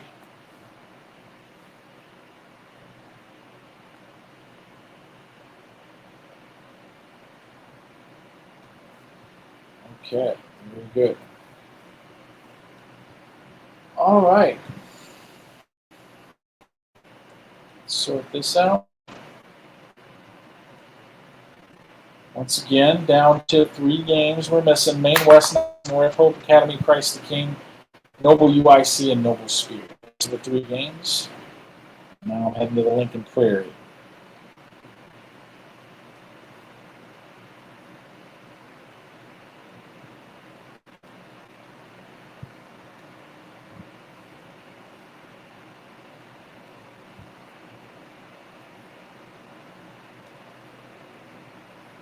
Yep, I watched the majority of that one, Michael. Tonight, Morris with a nice win over Keeneland.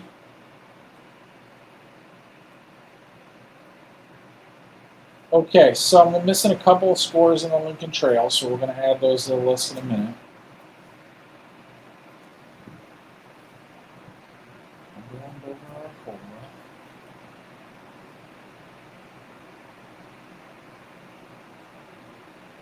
Okay, missing Arthur and Sullivan.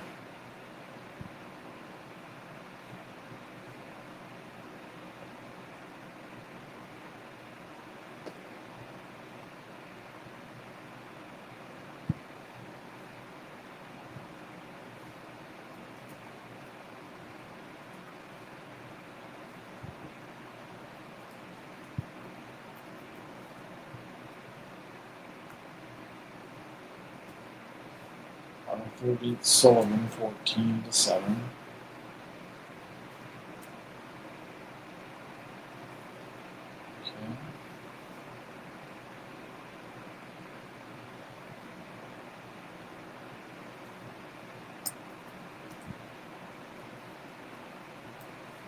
Okay. Okay. So we've got Cumberland beating Arcola 40-0. I need Villa Grove and Tri-County from this league.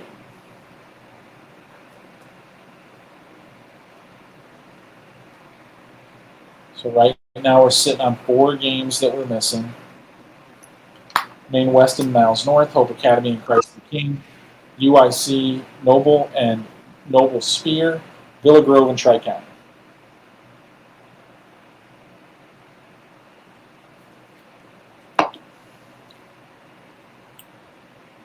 All right, moving on to the Lincoln Prairie Land Large.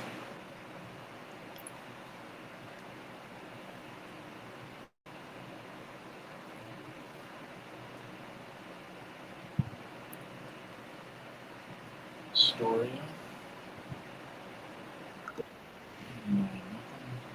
Farmington 54-23.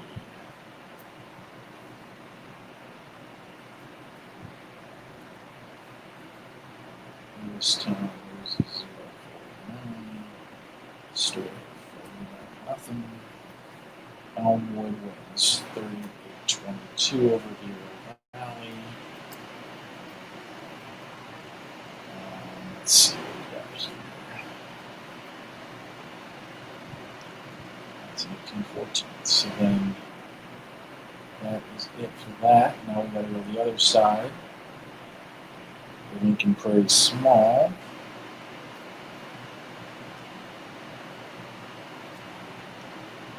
Okay.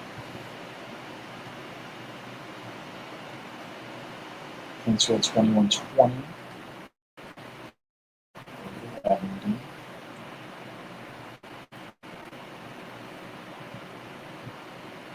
Havana wins 28-0. Stark County wins 49-22 over United. All right, so those are all done. Now we're moving to the Little Illini.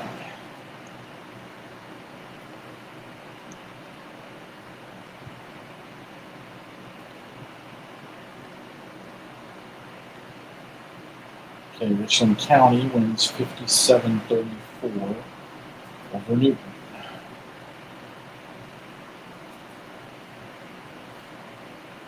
Carmen 7-6 over Paris. Robinson 34-26 over Marshall. And that conference is done. On to the Mississippi Valley.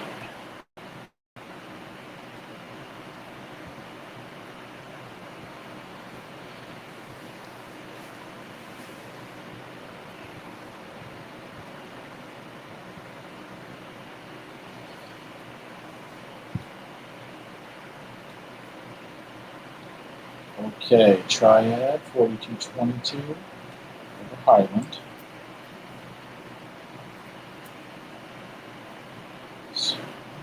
35-16 over Jersey.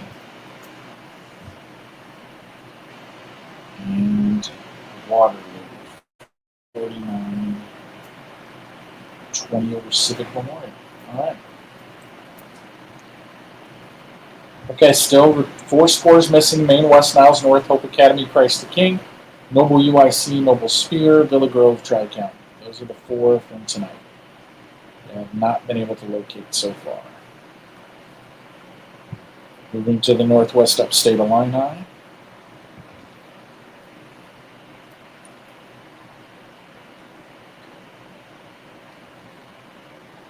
Okay, Stockton over Morrison, 60-20.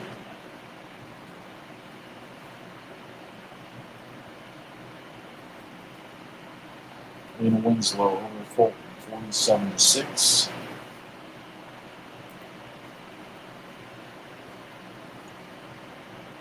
Forreston surprises Galena. That is an upset. 22-20. Let's see. And Durham Pecatonic 38-0. Okay. So, let's do a quick stock check here as we move into the Sangamo.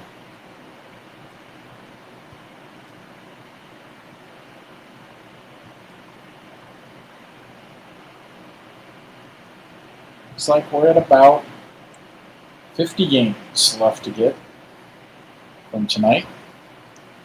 Very low total for 11:30.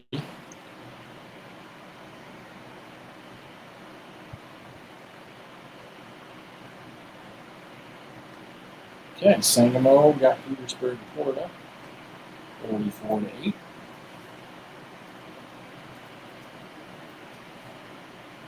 I got that score earlier. Morolla 56-0. Liverton, Williamsville, another 50-point game, 50-36 over Olympia. Boy, there are just a ton of big scores tonight.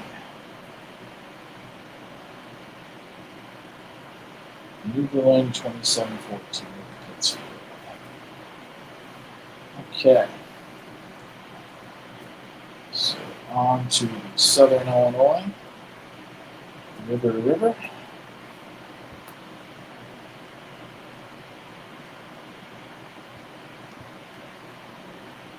Thank you, Brian.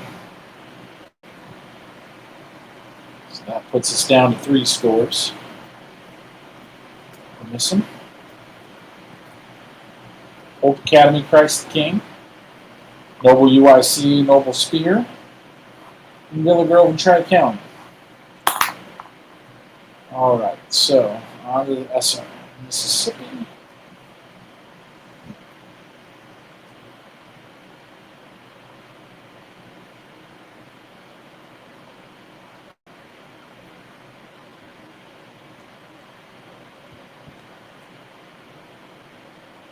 Okay, Nashville, 41-6 over Frankfurt.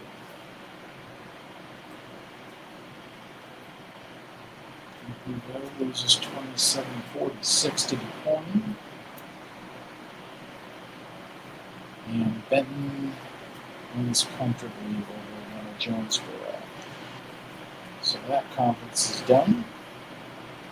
On to the next.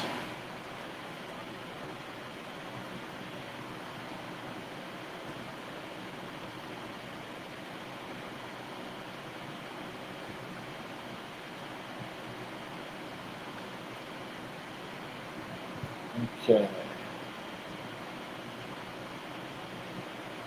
Okay, thanks, Victor. I'll take a look at it when we get there. Murfreesboro, 40-8 overhand. All right, looking for a Massac County Harrisburg score.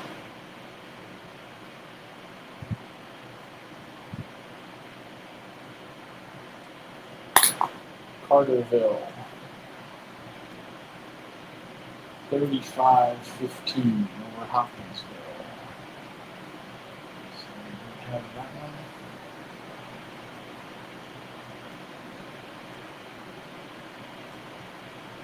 Okay, now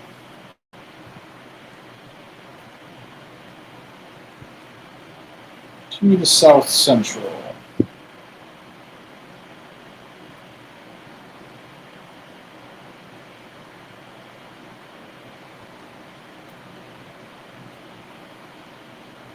So I'm going to need a little help here too.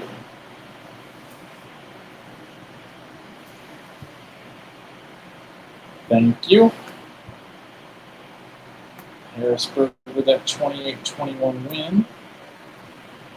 That one's going to sting for Massac County's playoff hopes.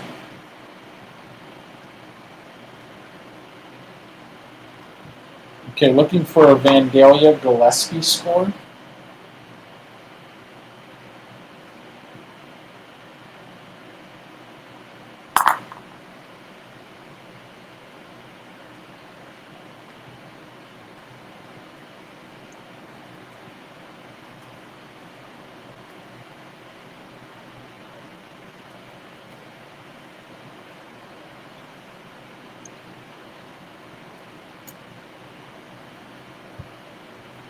Hillsboro Staunton. That's a stinger for Staunton.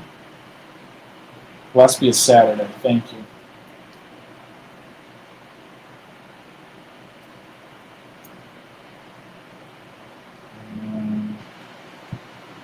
Southwestern over Litchfield, 28-17.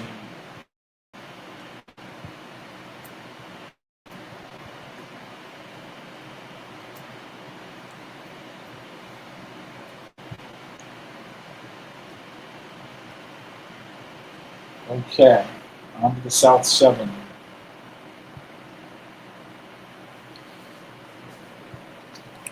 Doing good tonight, Paul.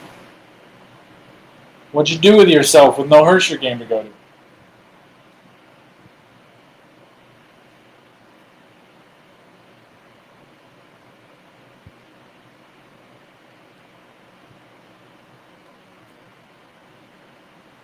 Okay, South 7, Cahokia over Marion, 28-22.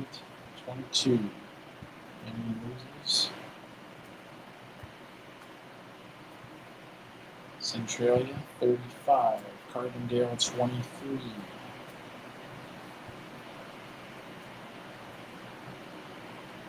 All right, so that conference is done. Yeah, you and me both, Levi. I have been having trouble with that conference all year long. All right. Southland. I need a Thornridge Thornton score from tonight.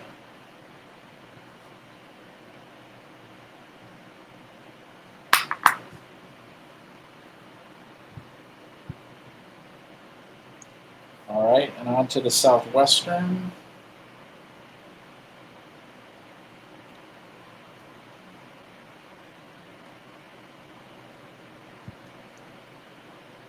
Found 23-3 over Alton.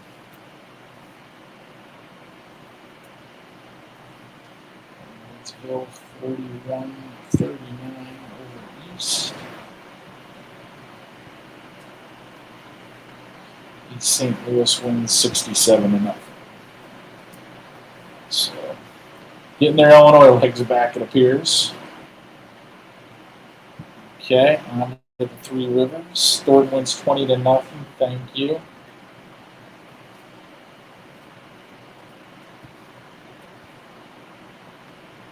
On to the Three Rivers, Mississippi.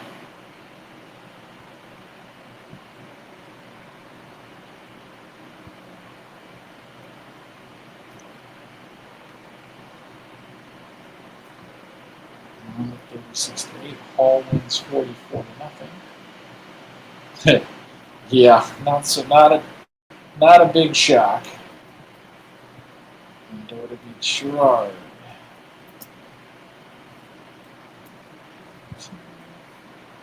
Okay. On to Three Rivers Rock.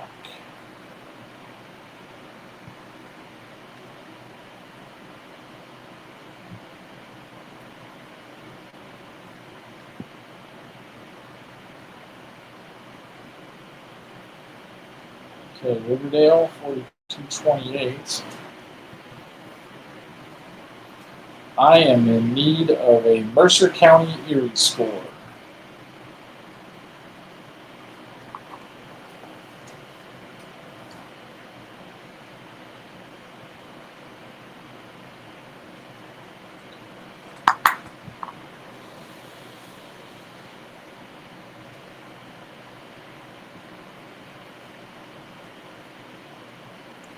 Thanks, sir.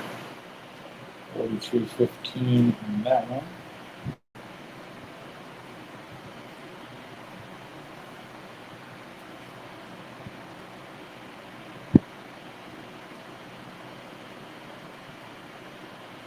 Okay. Upstate 8 West.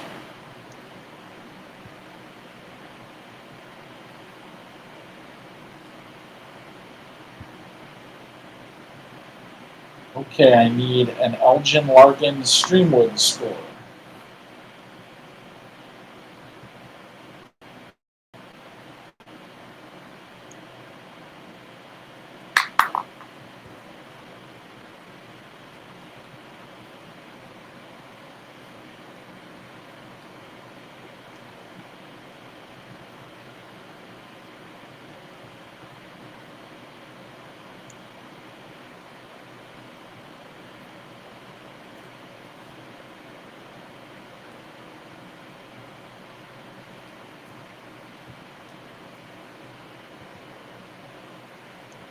Okay, if you're still here, Victor, is the Westville 63-28 score right, or is that reversed?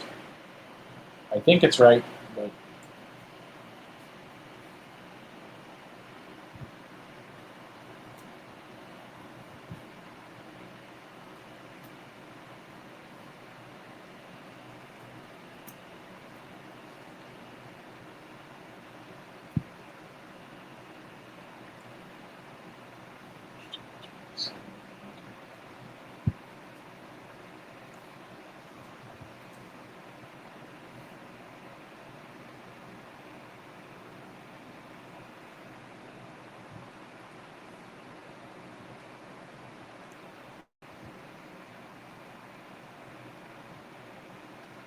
okay. Moving along quite nicely here.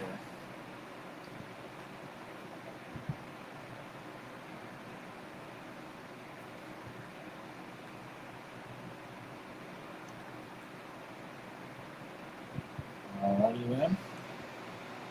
Island 51-0. Allen 51. Sterling wins 48-0. Galesburg loses. Geneseo wins 36-33.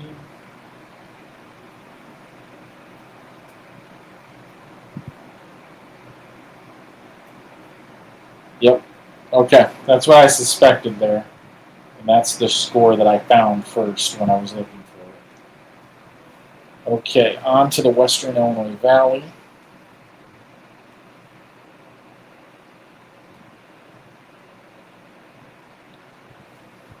So scores I'm missing right now. Hope Academy, Christ the King. Noble UIC, Noble Spear, Villa Grove, Tri-County, Larkin, and Streamwood.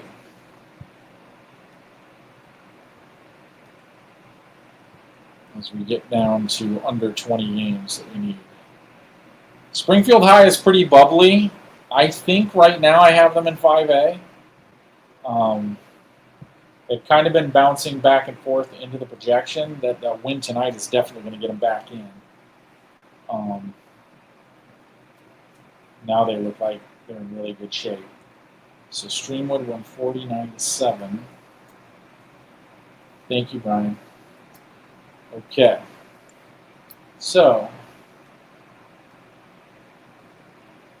getting this pretty tightened up now.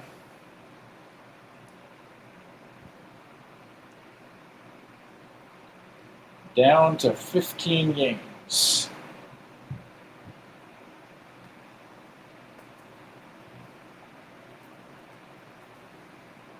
County wins 42-8. Okay.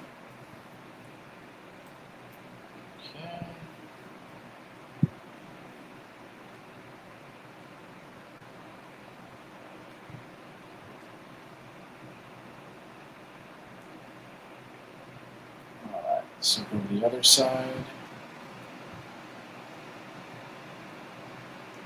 of the Livic.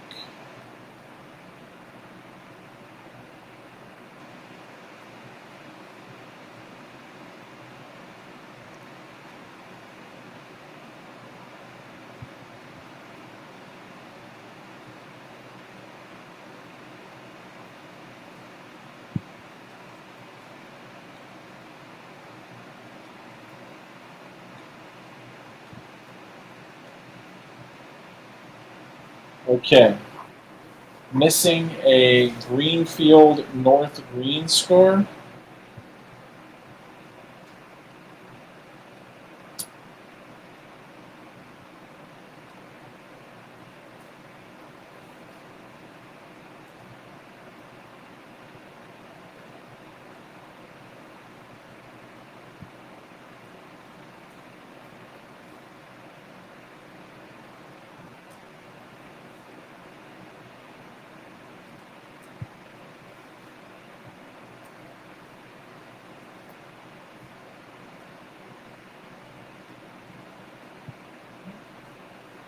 All right, 43-0. Thank you, fellas.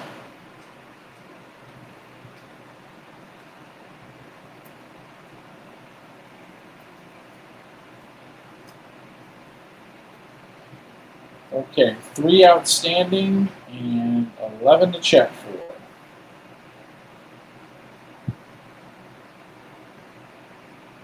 Actually changed that. 3 outstanding, 8 to check for.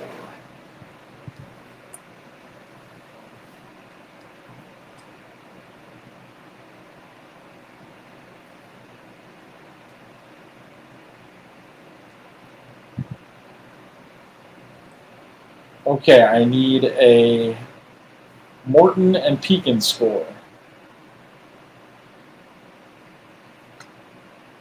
Washington, 69-16.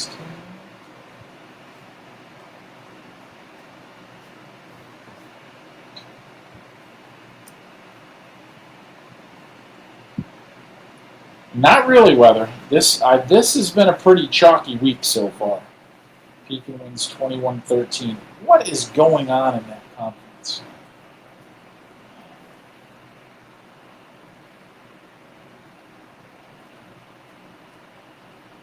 $16, 61. And East Peoria. Dunlap wins 48-0. So, all right. So that conference is done. All right. So I've got 7 total games left on the board right now. One of them I have to go check one conference to try to get 4 of those. And then got the 3 left. Christ the King Hope Academy, ITW Spear, and UIC. Both the Noble schools, Tri-County and Villa Grove. You know, maybe. I mean, they'd be a big dog enrollment-wise. That's kind of a mismatched conference that they're in right now, so I mean, that range is so wide in that conference.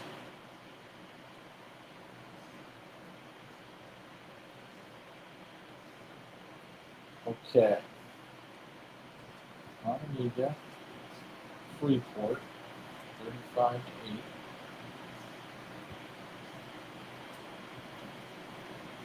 Guilford over Harlem, 28-31. That's the first loss for them. 31-28 for them. Belvedere beats Orland. 37. 27. I think I keep forgetting to change that to a Saturday game. Pretty sure that's what it was. Auburn and East is a Saturday.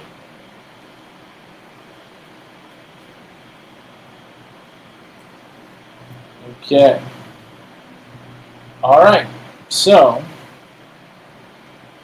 I'm going to check a couple more places to see if I can dig out these 3 missing scores that I have. Once again, Hope Academy, Christ the King, ITW Spear, and UIC, Villa Grove, and Tri-County. Those are the 3 Friday night scores that I do not have.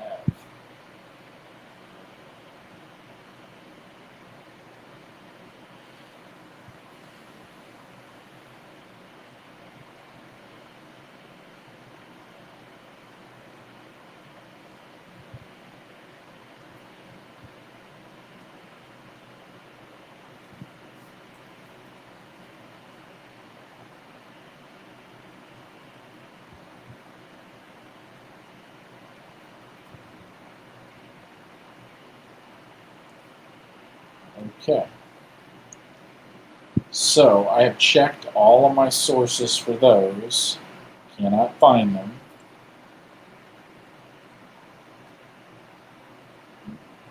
So those are the 3. Once again, I'll repeat them one more time. And then I'm going to do a little bit of looking around at what this means all tonight. So I just found the Hope Academy. No, I did not find the Hope Academy score. I'm a liar. Thought I found it. I did not.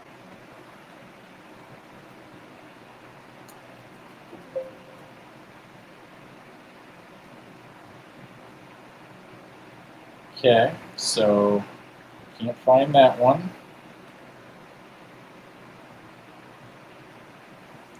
Can't find this one.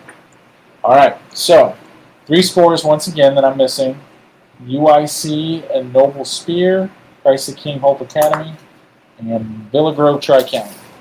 So those are the 3 we're missing. I'm going to do a little numbers crunching now because I'm interested. Let's see what we got left in terms of undefeateds. All right, so 55 0s at this point in time. And then we've got, let's see, 1, 2, 3, 4, 5, 6, and 1 lose from tonight. So maximum of 57 5 0s. Hope Academy is 4-0. I don't have their score from tonight. There are 1, 2, 3, 4, 5, 6, 7. Oh, I'm sorry. Maximum 56, as Peyton and Lane are both undefeated, play each other tomorrow. Lombard West has a challenging game against Lions, but there are 6 undefeated teams playing tomorrow. 1 team that is 4-0 that played tonight that I have not been able to find a score on. So that is the situation with the undefeateds. The 4-1 group, the 1-loss group, dropped a ton tonight. There are 80 teams in that. There were well over 100 last weekend, and there are only a handful of teams that have 1 loss that are playing tomorrow. There are 9 of those. So that is their situation. So looking at that now, Loyola is actually not on that list. They did win tonight, but they are a 3-win team.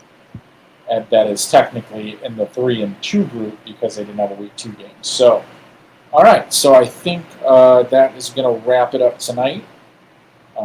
Quick one, once again, and that is due to your help, and I appreciate that. So let's call it a night, and we will check it out next week. And then, like I said, I think now once we get through 6 weeks, we can really start maybe taking a quick peek at the lines, especially if we keep getting those scores as early as we've been getting them, so we can do some analyzing and looking at what it really means, especially after 6 weeks, especially since we've been getting these scores so fast. Again, like I said, a lot of that is thanks to you guys. A lot of that is the fact that the reporting has been going a lot faster this week from everywhere. So it's been really good. Appreciate you guys' time. Look forward to seeing you back next week. Good night.